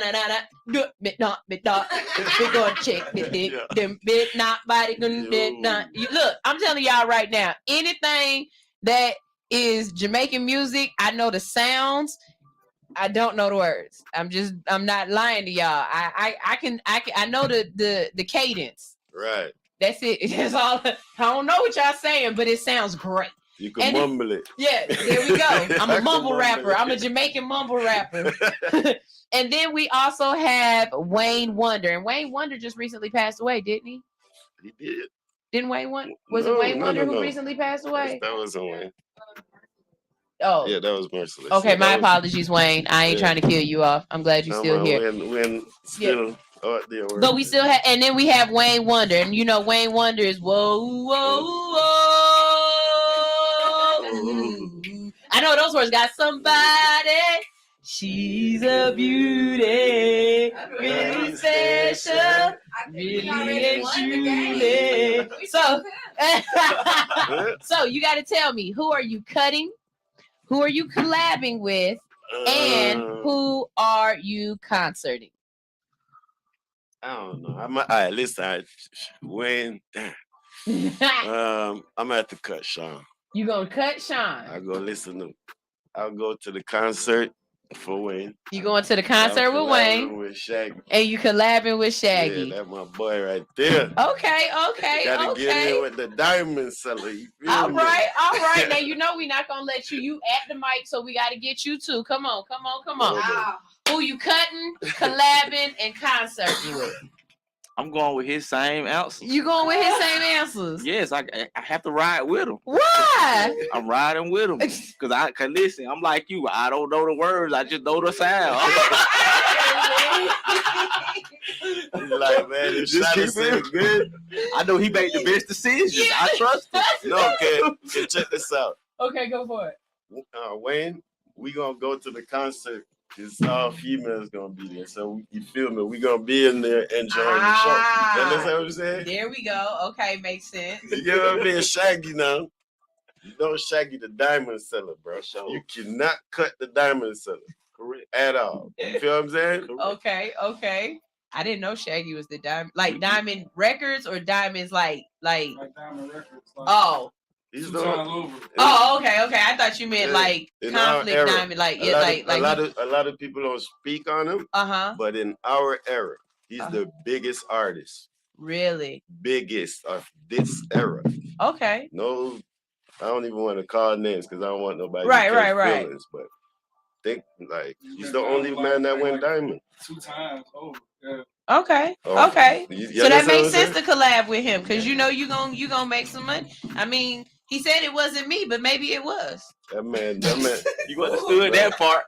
That man don't do club shows. He don't do club shows. What? Only stadium.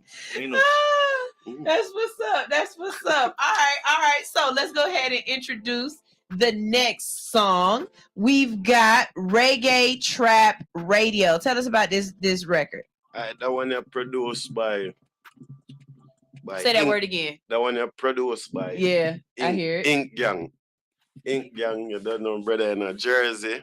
And this one is a remake of an old Jamaican record, basically. And I mean, the old Jamaican instrumental. And this one is called Reggae Hip Hop Trap. So I got my boy Big Dog Money on this one as a feature. And I mean, if you don't know, that's our wife and Lucci's little brother. Okay. All right. Well, here we go.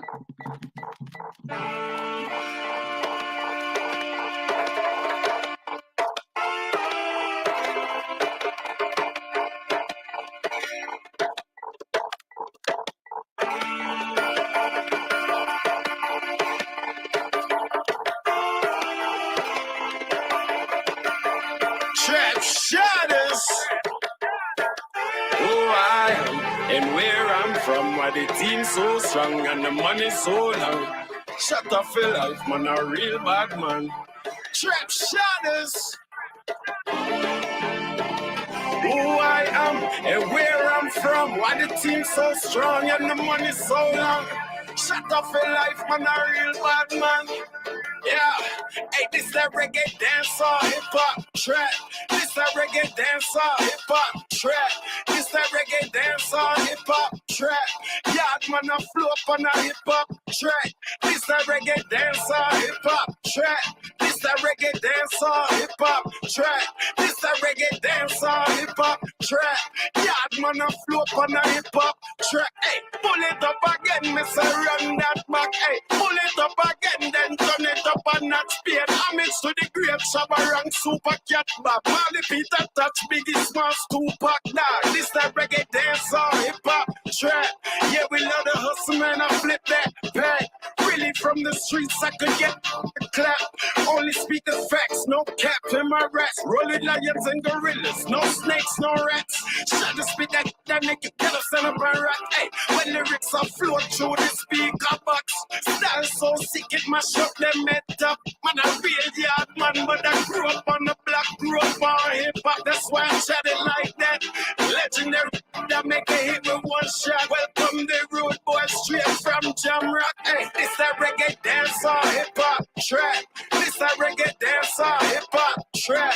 This that reggae dancer, hip hop trap. Yard man a flow up on a hip hop track. This that reggae dancer, hip hop trap. This that reggae dancer, hip hop trap.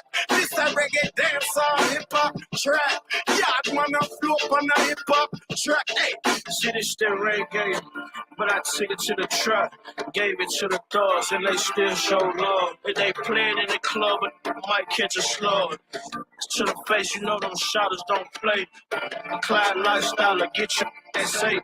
Playing around the town like this really safe. Throw rocks and hide your hand, man. It did a cat chase. We in the water with them sharks, and we in the jungle every day. Yeah, money be the topic.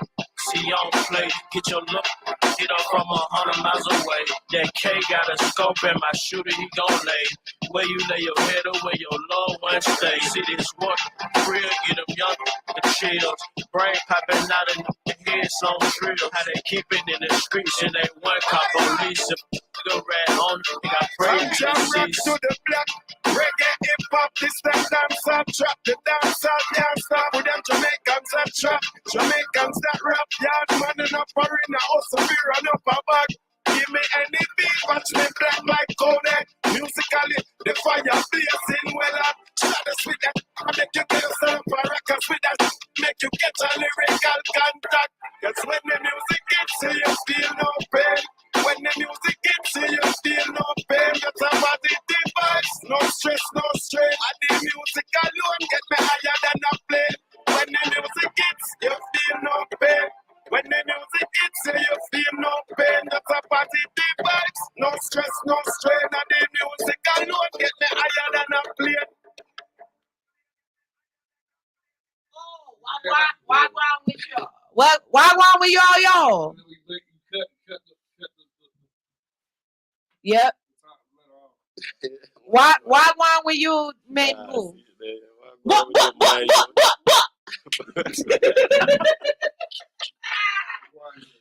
You. All right, y'all. We back in the building with us. We got Trap Shotta Raleigh. Yeah. Big vibes, So, I got a quick question for you. In American hip hop right now, because we even just said something offline where I was like, oh wow, okay, yeah, drop that information. Okay. In American hip hop right now, you have a lot of men coming out. You know what I'm saying? Back in the day, a lot of our music definitely didn't have trans or homosexual rappers at all. In the Jamaican community, do you think this would be something that we would be seeing in the future? Is it? No.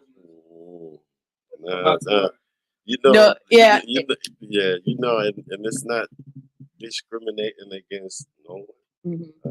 You understand? But like it's just like our culture. It's not even like really an issue.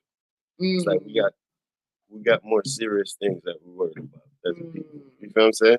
So like we don't really like try to make that a conversation because it's not really a conversation to have. Like, we got a lot more serious issues going on. You feel what I'm saying? But for the most part, we don't really support. Okay.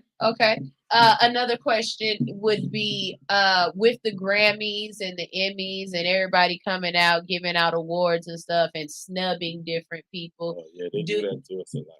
Do you feel as though Jamaican artists don't get the recognition that they deserve? Like you was just talking about Shaggy and how he's gone diamond multiple times.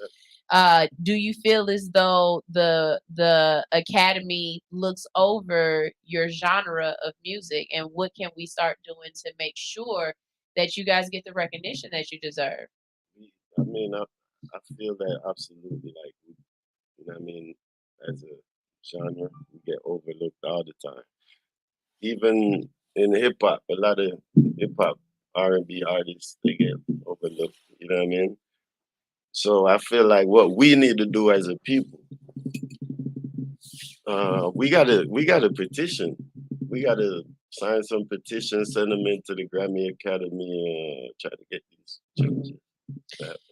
Now, as artists, is the Grammy the epitome of awards? Like, do you guys hold the Grammys higher than you would have held a Source Award or a BET Hip Hop Award or even a Soul Train Award. I mean, because to me, it's like if my people love me, I don't care nothing about whether or not, you know what I'm saying? Like, I'm not about to keep on begging these people to show me respect when here in the hip hop community, if I'm a hip hop artist, you know, it was something to be said seeing Andre 3000 step up on that stage at the Source Awards and be like, the South got something to say. Yeah, man. You know what I'm saying? So is it that we want that particular award and that's the pinnacle, or do we need to start looking at ourselves and being like, getting it from ourselves should be good enough?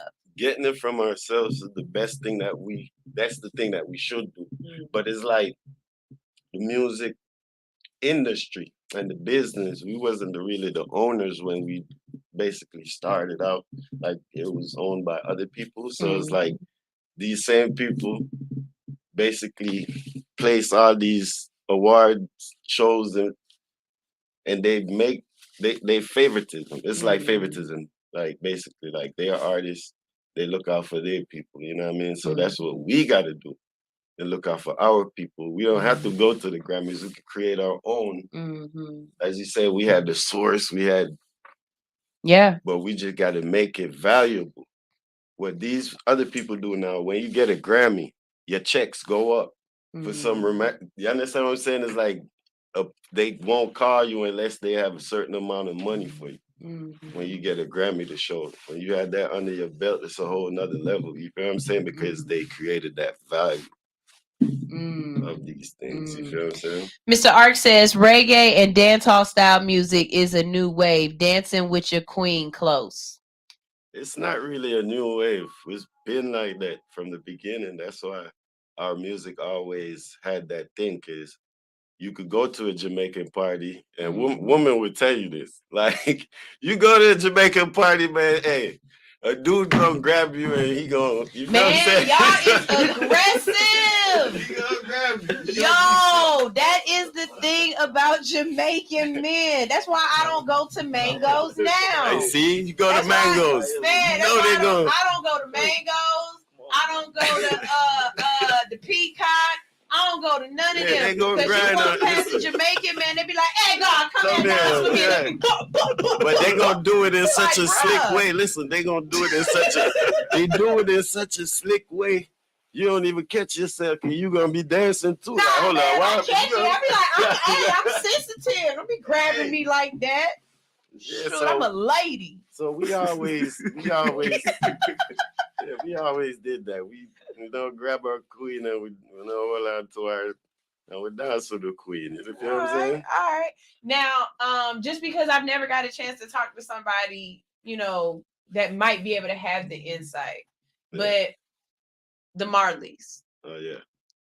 from the children to the father, how have they really impacted y'all music and impacted just your country in general? Like, I know, of course, Bob Marley is one of the first people that we think of when we think of reggae music, and the poster boy. right, exactly. But for you, listening to his music even now, would you remake Bob Marley music, or is that something that's like, you don't touch that? Like, how does it, what we do is I pay homage to Bob Marley music in my music sometimes. When you get a chance, listen back to Give Me the Number. I don't really say things like this, but I'm just giving you insight. So, like, in Give Me the Number, there's a part of that song where I say, I don't want to wait in vain for your love. That's from an original Bob Marley song. Just that one line, though. You feel what I'm saying? So I do, and a lot of people pay homage to Bob. You understand? Because he's basically like one of the greatest to ever did it. I mean, and he didn't get his recognition as well either from the Academy, and again, that's another reason why I say it's like, why care when we know our greats? Yeah, it's right. Like when the people love you, we just gotta accept it. Don't even worry about no Grammy, because once the people love you, you get a career that's bigger than a lot of Grammy artists.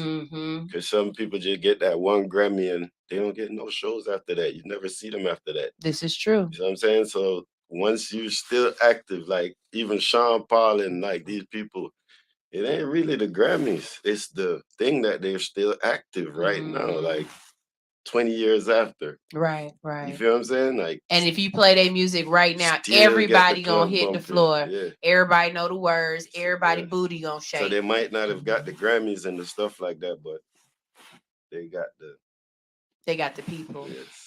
Now, is there any other genre of music that you would like to work with? Not necessarily say crossover into, but like, could I hear you on a country music song, or is there my? I got a country. I'm on a country music song. Like I just did like a remix, but it's not official yet. But I just did a remix with this guy named Jamie, and it's a country western artist. Okay. And see, I got vision. I got vision. Put me on the team, coach.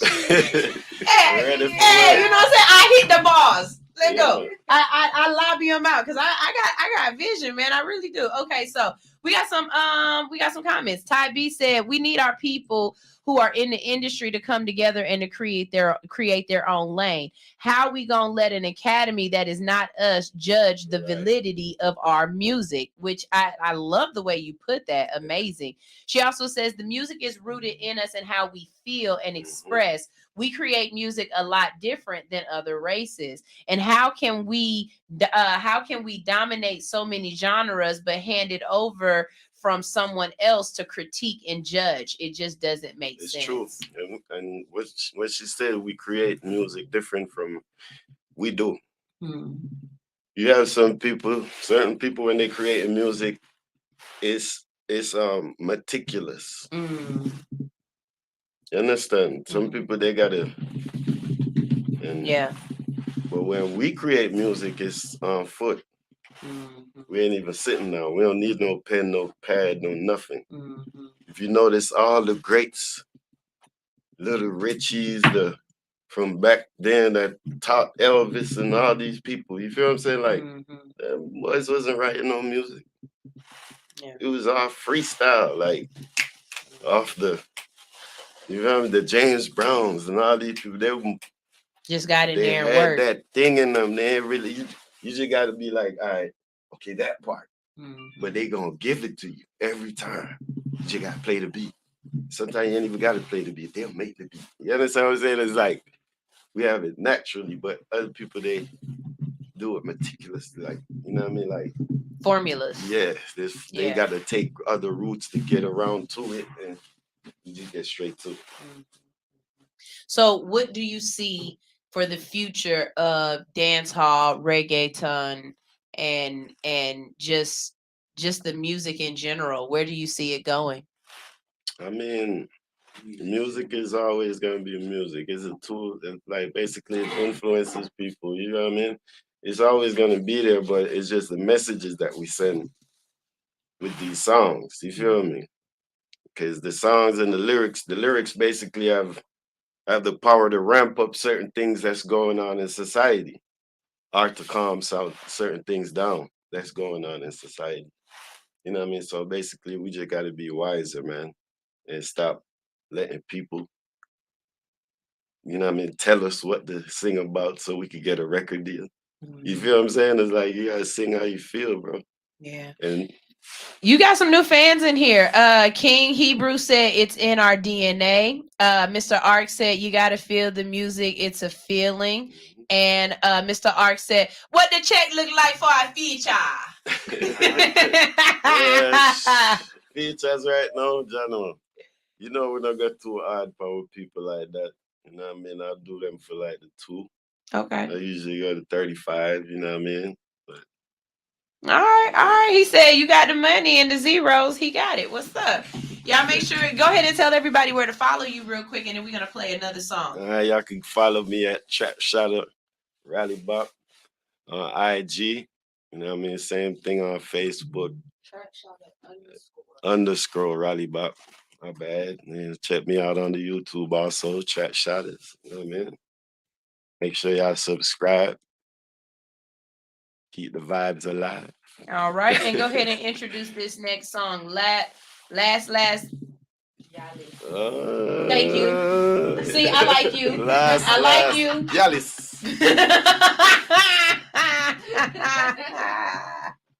All right, go ahead and introduce the song for me. So this one is basically a refix to Burna Boy's last hit. So this, my version to it, you know what I mean? And y'all tell me what y'all think. See if I did it justice. All right, here we go.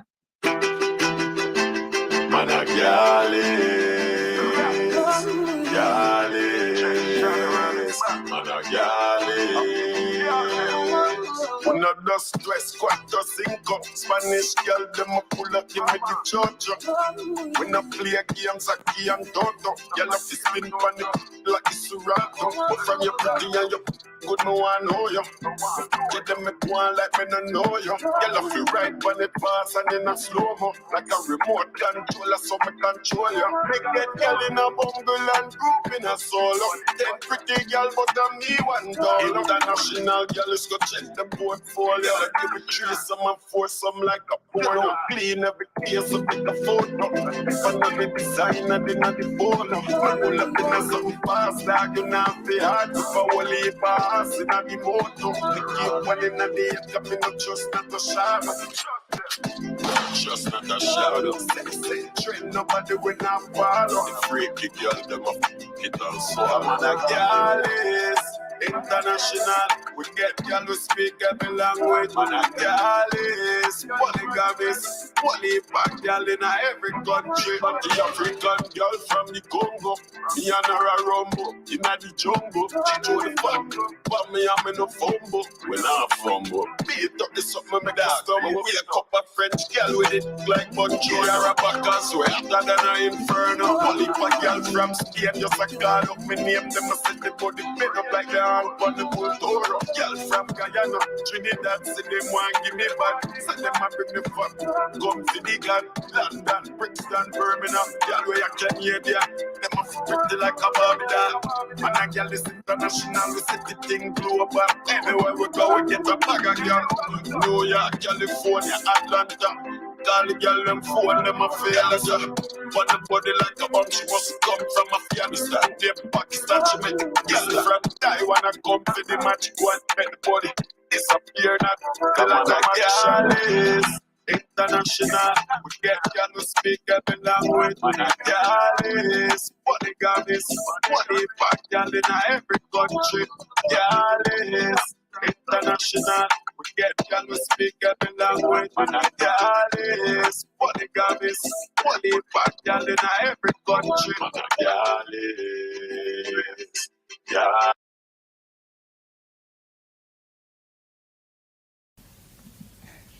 Good morning, good morning, good morning. I am Sunshine Reigns with All Hustle, No Fear, and we are radio that you have to watch. That's right. We are radio that you need to tune into to watch all of the fun that is going down here at the Hits 92.3 station. So what I need you to do is follow me at All Hustle, No Fear on YouTube, or follow Hits 92.3 on Facebook, and tune in Monday through Friday from 7 to 10 a.m. for All Hustle, No Fear. We are After Dark Radio in the morning.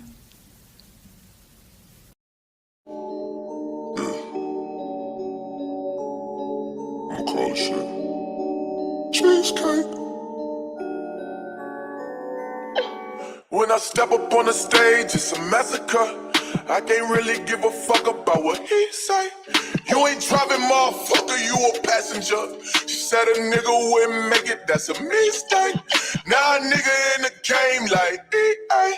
Now a nigga in the game like E.A. You ain't driving, motherfucker, you a passenger. Now a nigga in the game like E.A. If you said I wouldn't make it, check the replay. You ain't fucking with my team, that's a mistake. Watch a nigga go to work, I need a briefcase. Heard they said I wouldn't make it, that's a mistake. Now my niggas in the game like E.A. Now a nigga in the game like, ooh. Now a nigga in the game, check the replay. Goddamn, don't I make it look easy? On fire got me feeling like Jesus. All my niggas in the hood with the 3-play. Coolest nigga in the fam like 3J. Goddamn, don't I make it look easy?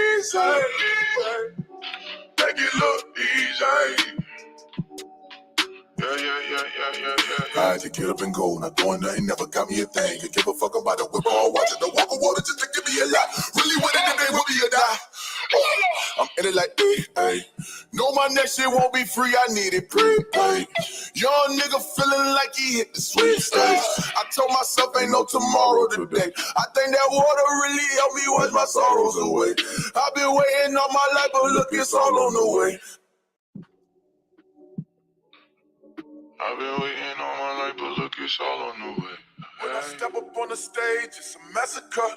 I can't really give a fuck about what he say.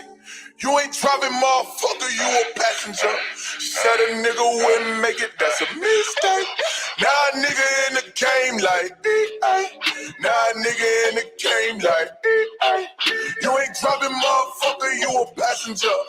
Now a nigga in the game like E.A. If you said I wouldn't make it, check the replay.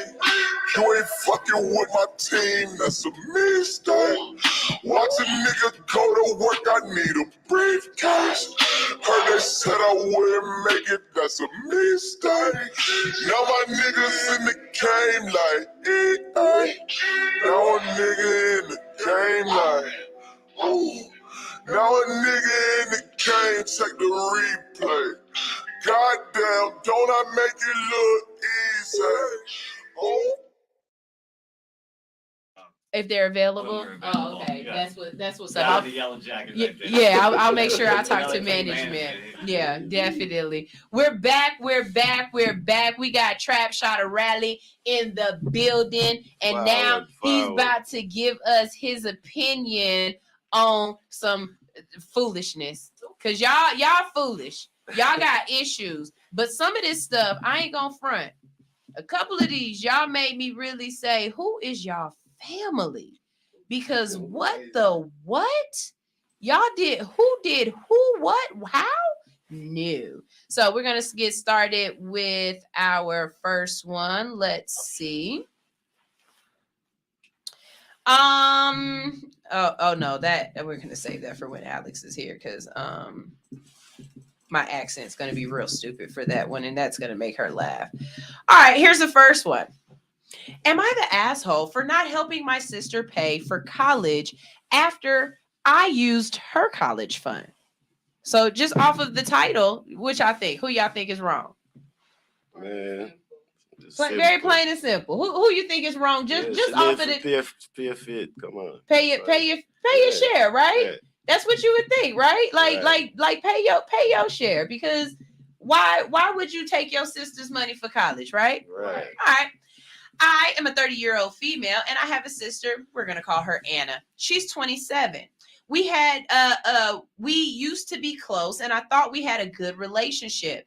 Then my ex-boyfriend, we're going to call him James, he's 30 years old too, entered the picture. I met him while in college and was completely head over heels for him. I thought we were going to get married, get a house, have babies, and all the other sappy rom-com cliches. He was the second boyfriend I ever had in my life. Well, when my sister first met him, she said that she couldn't possibly see what I saw in him and would sometimes show passive-aggressive hostility. My sister was one of the most important people in my life, and I really wanted her and James to get along, so I encouraged outings with the three of us from time to time. Then one day, I got sick and planned at one of the planned outings, but insisted that it was okay for James and Anna to go without me. Wah, wah, wah. After that, James and Anna became more friendly with one another, and I was actually happy until one day when my parents sat me down and told me that Anna was pregnant and how she was going to marry the father. I was shocked when I asked who the father was, and my heart was shattered when they told me it was James. James are jealous. James are jealous. Anna was staying at our grandparents' house in another state, but when I went to confront James, his sister came out and apologized to me for the situation, and that their parents and my parents were pressuring Anna and James to get married after they got caught. I was so distraught And to make it up to me, my parents offered to pay for my trip abroad as well as grad school while giving me an allowance. They told both Anna and me that the money was going to come out of whatever they had saved up for her college expenses as restitution to me, and that Anna needed to focus on being a mother first and that school would have to come later. After spending lots of weeks sobbing over it, I agreed to their offer and stopped speaking to Anna and James. Fast forward to now. James has passed away. And Anna has 2 kids to support. Yet she has to find a job that will pay her enough, and she decided to go back to school. Anna is struggling really hard with her finances. And asked me if I would be willing to loan her the money and that she'd pay me back after graduation. I have the money and she knows it, but I told her no. She got upset and called me selfish because I'm punishing her and I was effectively going to make her kids suffer as our parents no longer are in a position to help her. I've started to get messages from other people saying that I owe her for taking her college money, and then they had enough nerve to call me the golden child. Am I the asshole? Because I don't see it that way. By the way, my parents did give her a choice, okay? They told her to either put the baby up for adoption, keep the baby and marry the father, or keep the baby and don't marry the father and be disowned. She made her choice. So, again, I ask you. She made her choice. Was she wrong for taking her sister's college tuition? She ain't wrong at all, though. I don't think so either. She ain't wrong no more. And I really hate that people try to use the children as an excuse to undermine somebody's bad behavior. Right, you know what I mean? Like, exactly. Never got no punishment for your bad behavior. Right. Like, okay, you made your decision. You got your little 5 minutes of fun with my boo thing. You know what I'm saying? And now because of it, you got 2 kids and some headaches and he dead. Now, I could have been the widow with 2 kids. But no, you had to go shake that thing, miss. Nah, shake that thing. How dare you? Now, I will say that the parents were on the up and up because they gave her restitution in the form of you go off and live your life and go heal from this. Right. Because some parents would have been like, oh, well, we got grandkids. True. You know what I mean? So I don't feel any sympathy for your sister, sweetheart. No, you are not the a-hole in this situation. You absolutely positively were paid for her transgressions, and now she has to live with her she has to live with her life. Right, you know what I mean? It's you better find a stipend. You better Google a grant. I hate to split the family up though. Yeah, but hey. I don't like ugly. And for anybody who say, what about the children? Y'all know how I feel. F them kids. I'll take care of them kids. F them kids. Them ain't my kids. I didn't get to do nothing with them. So I'm good. I'm good. Oh, and they say she never apologized for doing it. Right. That's just wrong. She never cared. Karma hit hard. Yeah, karma hard. Karma is a big man. Karma hit hard anyway. Okay. All right, so we got another one. Am I the asshole for telling my daughter that I won't be coming to her wedding? It depends on. Look, she learned her lesson. She said, "Nah, I want to hear the rest of the story first." Yeah. All right. My baby daddy was a narcissistic jerk and was often emotionally abusive to me and made me cry regularly. Me and my daughter, Mia, 22 years old, he left us when she was 8, but regularly sent about $1,500 a month to watch her while he traveled the world. Mia would often cry about her missing her birthdays, but he would make it up by sending her consoles and makeup, but it still hurt her that the guy didn't even bother showing up for her birthday. Mia is getting married soon, and we were working on the guest list. And when we were talking about who was going to walk her down the aisle, she would consistently switch the conversation to me and my husband and asked about it. When we asked about it, she said she wants her bio dad to walk her down the aisle. My husband said, bullshit. I've been raising you forever. It's not fair. And Mia replied, my real dad bought me a car. He paid for my surgery, and he even went and gave me money for a dog. My husband looked heartbroken and went out the house and told me he was going to the bar because he needed a drink. Mia looked at me and said, sorry, Mom, but I want him. I know you and him have bad blood, but I want him to do it. And I've been sending letters and he's been sending them back. And then said something. I regretted. I told her, if you invite him, I'm not giving you my wedding dress or coming. Mia started tearing up and said, fine, don't come, and ran out. And now my family is calling me heartless and I feel alone. Am I the asshole?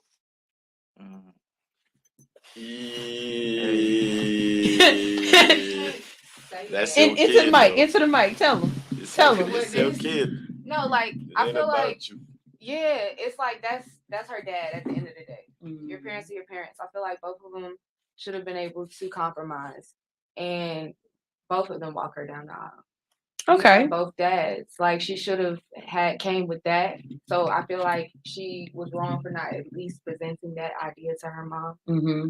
And the mom is definitely being emotional about it because she don't want to see that baby daddy. Okay, fellas. Y'all got an opinion? Because walking your daughter down the aisle is something. Right. That's what I said. It's like at the end of the day, it's not about the parent. Mm-hmm. It's about the child. Mm-hmm. So, in that case, yeah. Okay. I like y'all got some real adult answers. I like y'all. I'm not that adult. So first of all, let me tell you something.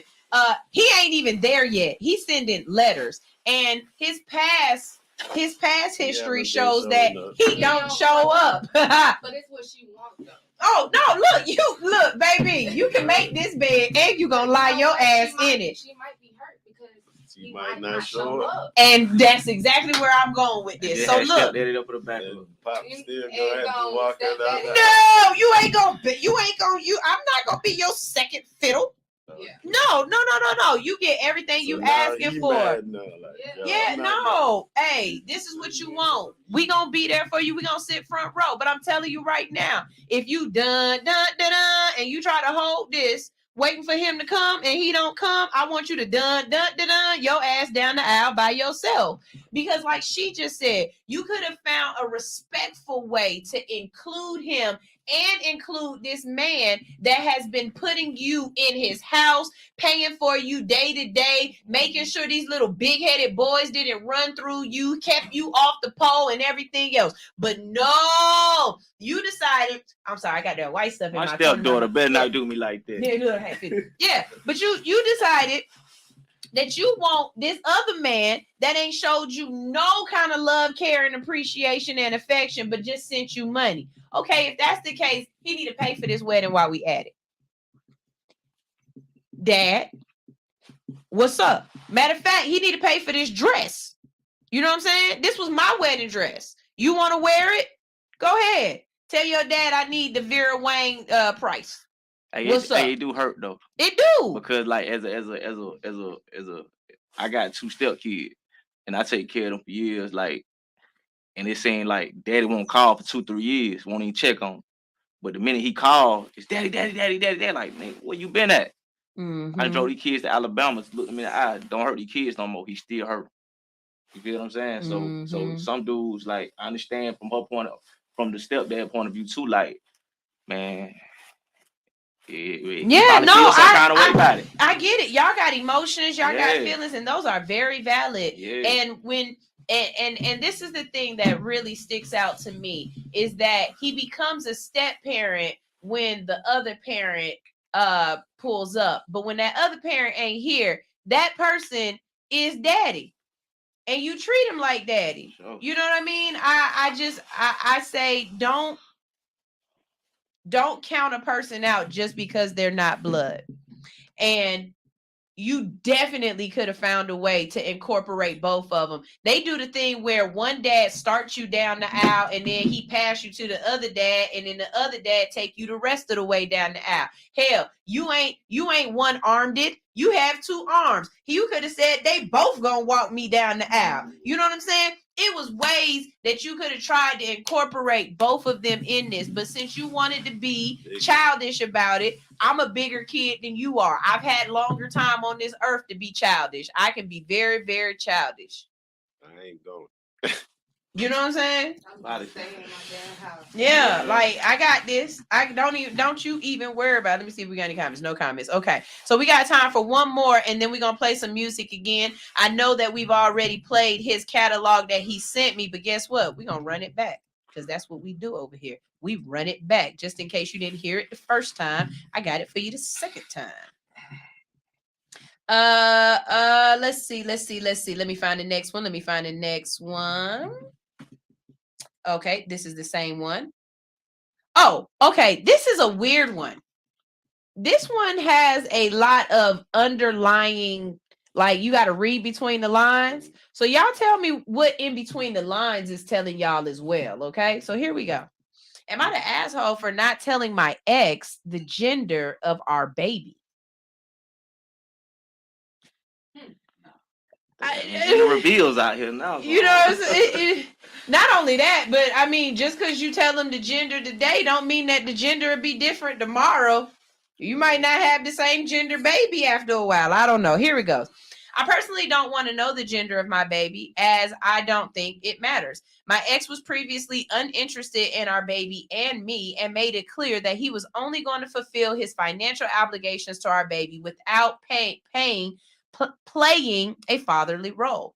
Since his family has found out, I suddenly have his full attention, and so does our baby. His family has been asking me if I know the baby's gender yet, and they haven't been subtle about letting me know that they'd like me to find out. I told them I don't want to know, but now my ex is demanding that I find out. He told me he wants to know if I'm giving him a son, and has even tried to bribe me to find out for him. The last time he asked me, I told him he would find out once the baby is born, but he told me he wasn't going to wait that long. How you going to get it any other way, sir? And he has as much right as me to know our baby's gender. He thinks I'm going to let him come to my next appointment so he can find out, but I'm just going to reschedule it instead. Am I the asshole? She is the asshole. Like, really? Through all that bullshit. Get to the mic. Who is going through all of that bullshit? Do you know how annoying it is to sit in the doctor's office? Do you know how annoying it is to sit at the women's doctor's office and reschedule that appointment for one? It's already hard to get. Mm-hmm. It is. She's lying. A fucking asshole. She ain't lying. So my question is, why is he so hell-bent on knowing the gender of the child? Like, if it's a girl, are you still going to be the same father that you would be if it's a boy? That's where my questioning is coming in at. They both assholes. I'm looking at it more or less like if the family's trying to show support, and you know they're trying to make sure they got the right clothes, colors, and all that. That's just common sense. Right. Basically, they want to get stuff before the baby get here, so they can. You know what I mean? This a riddle. But so when the babies come, don't get mad when ain't nobody got nothing. Right. Well, I mean, it's a lot of stuff you can buy that's gender neutral, and not only y'all. I'm not trying to be funny, but all of the gender neutral baby clothes to me were always ugly. Mm-hmm. Like the browns and yellows and still off like green. It's just for a certain gender. Yeah, it just wasn't hitting on it for me. But that was just me.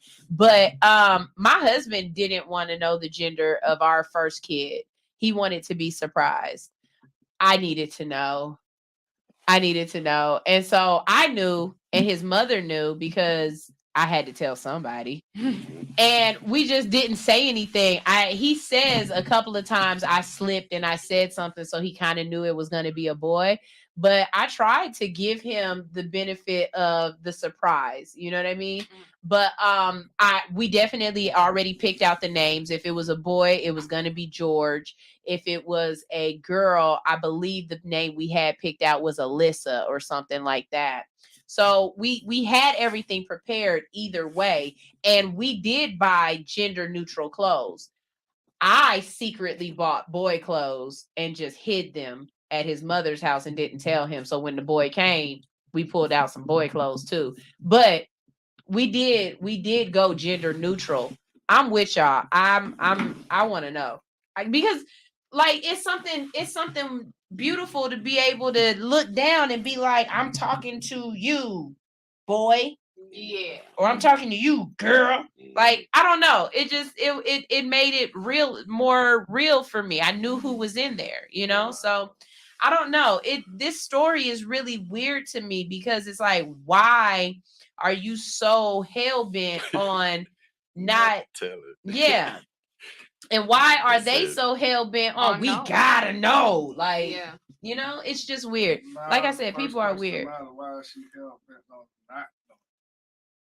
Yeah, because it's like she has to go harder. That's why I said Yeah. she's an asshole, because it's like, yeah, he's asking the gender, but she's like making sure that he does not know. And that's like, what type of person are you? Right. Right. And then when the baby gets here, what else are you gonna do next? Right. Yeah, she's gonna be using this kid as a tool. Yeah. I see what you're coming from. What the hell?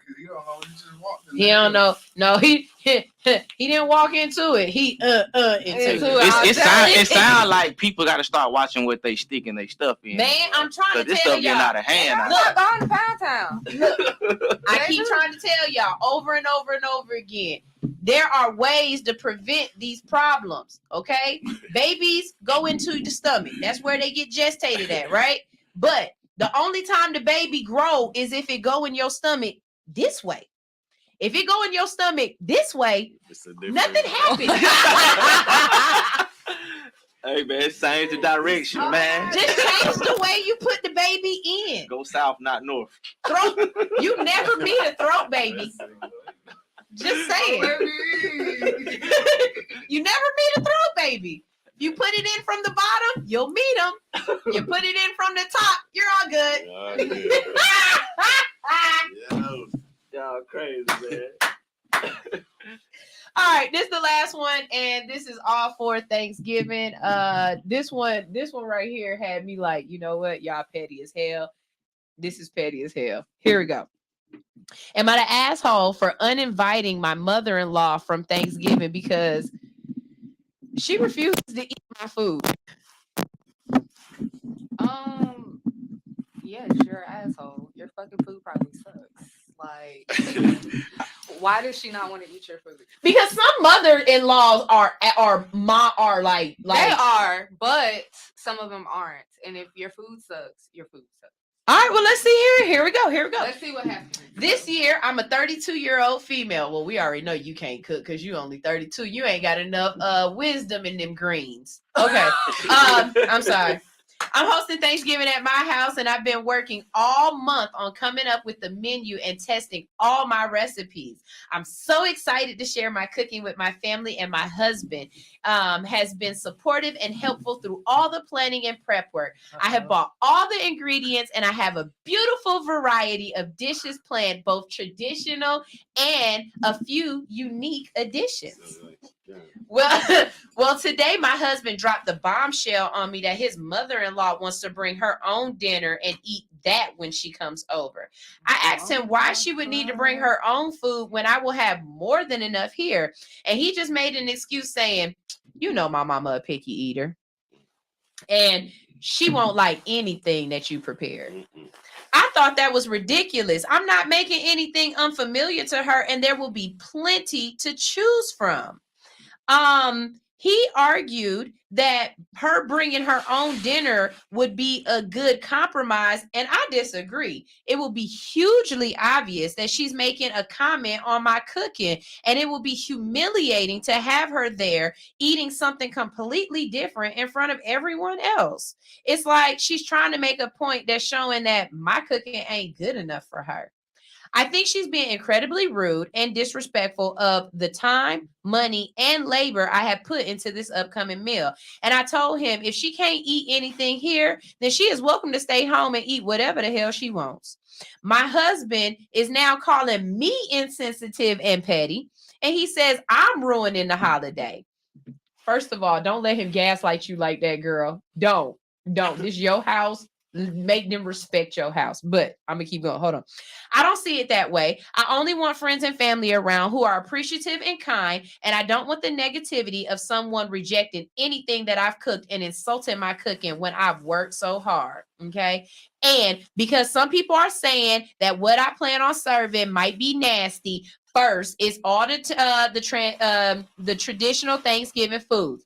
Roasted turkey stuffing, classic creamy mashed potatoes, potatoes au gratin, sweet potato casserole, green bean casserole, cranberry sauce, roasted carrots, homemade bread rolls with apple butter, roasted squash with goat cheese, honey glazed ham, braised short ribs, spinach, bacon, and feta cheese pies, special lasagna with white sauce, stuffed mushrooms, cream corn with cheese, and then pecan pie, pumpkin pie, and apple pie. I know it's a lot, but yeah. I'm trying to figure out is she Caucasian? Hey, I ain't gonna front. I'm reading some of these things and I'm like, when I heard the green bean casserole, you knew she was white. Yeah. You knew she was white at the green bean casserole. Because they love casserole. Yeah.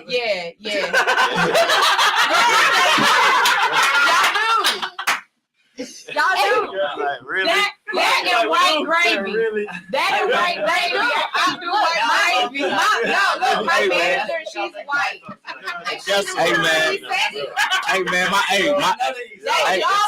Hey man, my boy Kurt gonna throw that hot boy season on everything and give it flavor.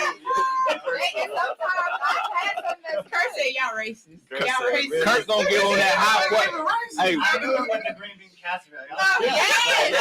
They gonna go back to the green bean casserole. That's that. Hey, look. Hey, your mama ain't never made no green bean casserole. Y'all ain't never had mine. Never had casserole. Everybody say that casserole the best too. I ain't never. So look, they make some different shit. So I'm definitely with you in the beginning where I'm like, maybe her food and her cooking ain't that good, but this is the thing.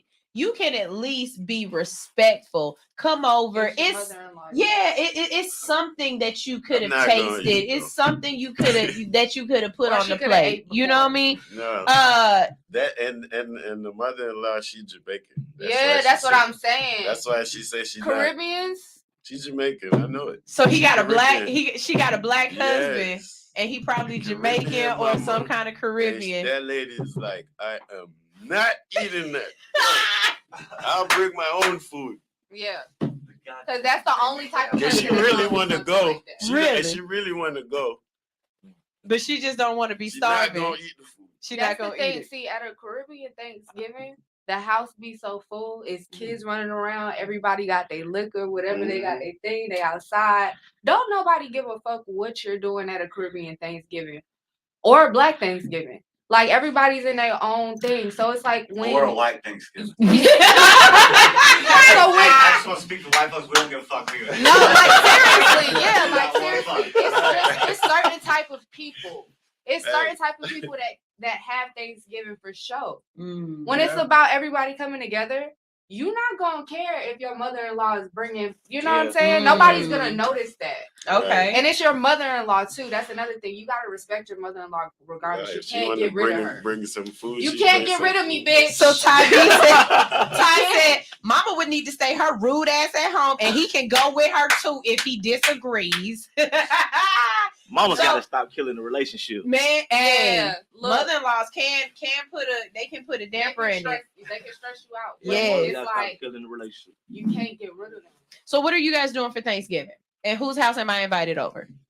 We come to your house. No, you're not. No, I never cook on Thanksgiving. My mother-in-law's birthday is Thanksgiving. We always do Thanksgiving at her house. Thanksgiving and Christmas, I never have to do anything. I haven't trimmed a tree, a turkey, or anything in 11 years. Never. all I do is pack my car up with people and food. Like if I make something, I pack it up in there, and if I don't make nothing, nobody's mad at me. I don't care. Thanksgiving That's is great. Say it again. That sounds good. It's right? amazing. I gotta find out today. I'm gonna go by everybody's house and see who I already cooked. There we go. That's why I'm gonna find out where I'm gonna be tomorrow. I just want to be anywhere where you did not make chitlins in the house, because you can't get that smell out the house, and I don't need You that eat smell. that? You eat that? Nah, That I don't eat that. Hey, white folks don't eat I know it's a southern black folks thing. It is. It's a southern black folk thing. I'm good, but I don't know. And we got one too. I know some black folks that eat it. I know somebody right now who said she got. Yes, they pork booty. What that mean? It's the intestines of the pork. Oh shit! It's right, and that's like oh you do? Yo. Do you have to have yours cleaned out with bleach? Because that stopped me right there. Was when I had somebody say you gotta bleach the booty hole, don't you? Yes. I never knew that that's what they were. That's why it smelled like that. Yes. I never smelled it before.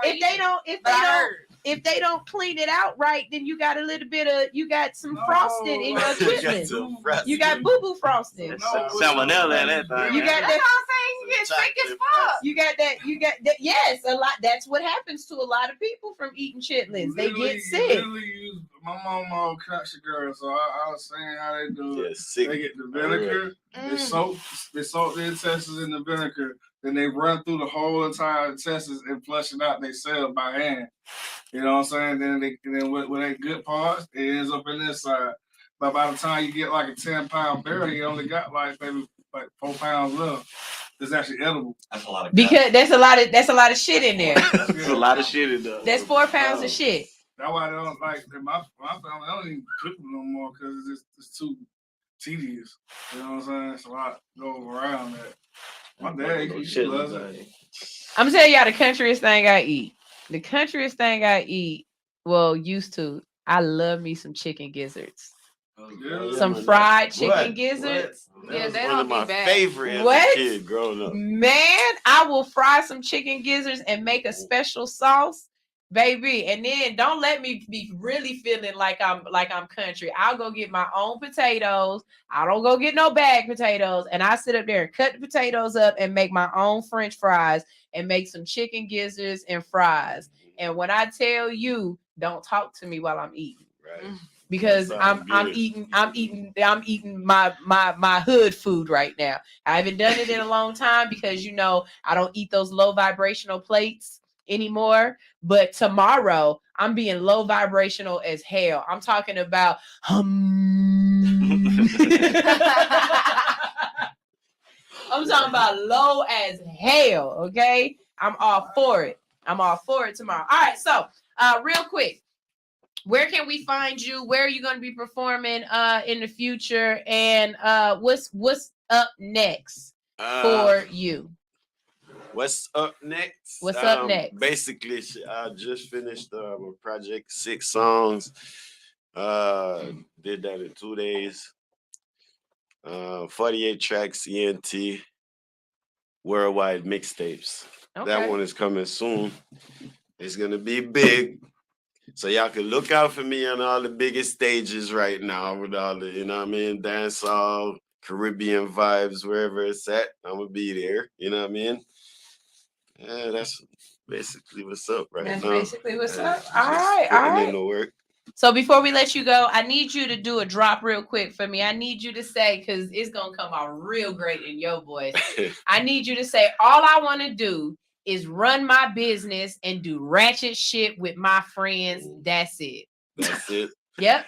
All I want to do is just run my business and do ratchet shit with my friends, and that's it. That's right. You right here on Hits 92.3, the real definition of internet radio. This is all hustle, no fear, and y'all make sure y'all are always in the building. Why? Because we had the dopest artists, we play the dopest music, and we always introducing you to the people that you need to be around. You need to network with them. You need to know them. It's going down digital. right here at the Hits 92.3 studios. All right, we about to go ahead and play Give Me the Number before we get out of here, and y'all make sure y'all stay tuned. We ain't gonna be in the building tomorrow. I'm being low vibrational as hell. I'm not waking up till 12. I'm not eating till 2. I'm drinking all day. Don't look for me. Look in my stories because I'm going in, okay? When you see one of my eyelashes off, just know it was the Casamigos, okay? I'll see y'all on Thursday. We gonna have fun. We gonna get jiggy with it. Nah. All right? This is All Hustle, No Fear. Give me the number, you cute tang. We ain't getting no younger. Let me be the lover. Yeah. We ain't getting no younger. I'm done with the waiting. No more debating, no more anticipating. A straight love making, of the whole bed shaking. Girl, your heart be the taking. Me run out of patience, girl. Me feel like me can't wait no more. Me sick for your love, me need your medication, girl. Girl, your body have the cure. Yeah. Give me the number. Give me the number. Give me the number. We not get no younger. Give me the number. Give me the number. Give me the number. We not get no younger. Give me the number. We ain't getting no younger. So baby, come over, and I'll be your lover. So just give me the number. We ain't getting no younger. So baby, come over, and I'll be your lover. I don't wanna wait in vain for your love. Been through the fire, stand in the rain for your love, girl. Yeah. I don't wanna wait in vain for your love. Yeah, life just not the same without your love. Your love is a drug and I'm addicted. I'm really a thug, but I'm afflicted. You know I be on the road making them quick trips. Hey, shot, I gotta make that money flip. She know how to ride the stick shift. Shotgun with the shadow and them chopsticks. Bust down for a rest when I stop trip. You play games and me can make get your flop quick. Cause every chop I need a Griselda blank top. Yeah man, a lady and a gangster. Straight, girl, you're pretty something pink like breast cancer. Me fi be your sponsor. Give me the number. Give me the number. Give me the number. We not get no younger. Give me the number. Give me the number. Give me the number. We not get no younger. Number. We get no younger. So baby, come over, and I'll be your lover. So give me the number. We get no younger. So baby, come over, and I'll be your lover. I don't wanna wait in vain for your love. Been through the fire, stand in the rain for your love, girl. Yeah, I don't wanna wait in vain for your love. Yeah, life just not the same without your love. Yeah. Good morning. I am Sunshine Rains with All Hustle, No Fear, and we are radio that you have to watch. That's right. We are radio that you need to tune into to watch all of the fun that is going down here at the Hits 92.3 station. So what I need you to do is follow me at All Hustle, No Fear on YouTube, or follow Hits 92.3 on Facebook, and tune in Monday through Friday from 7 to 10 a.m. for All Hustle, No Fear. We are After Dark Radio in the morning.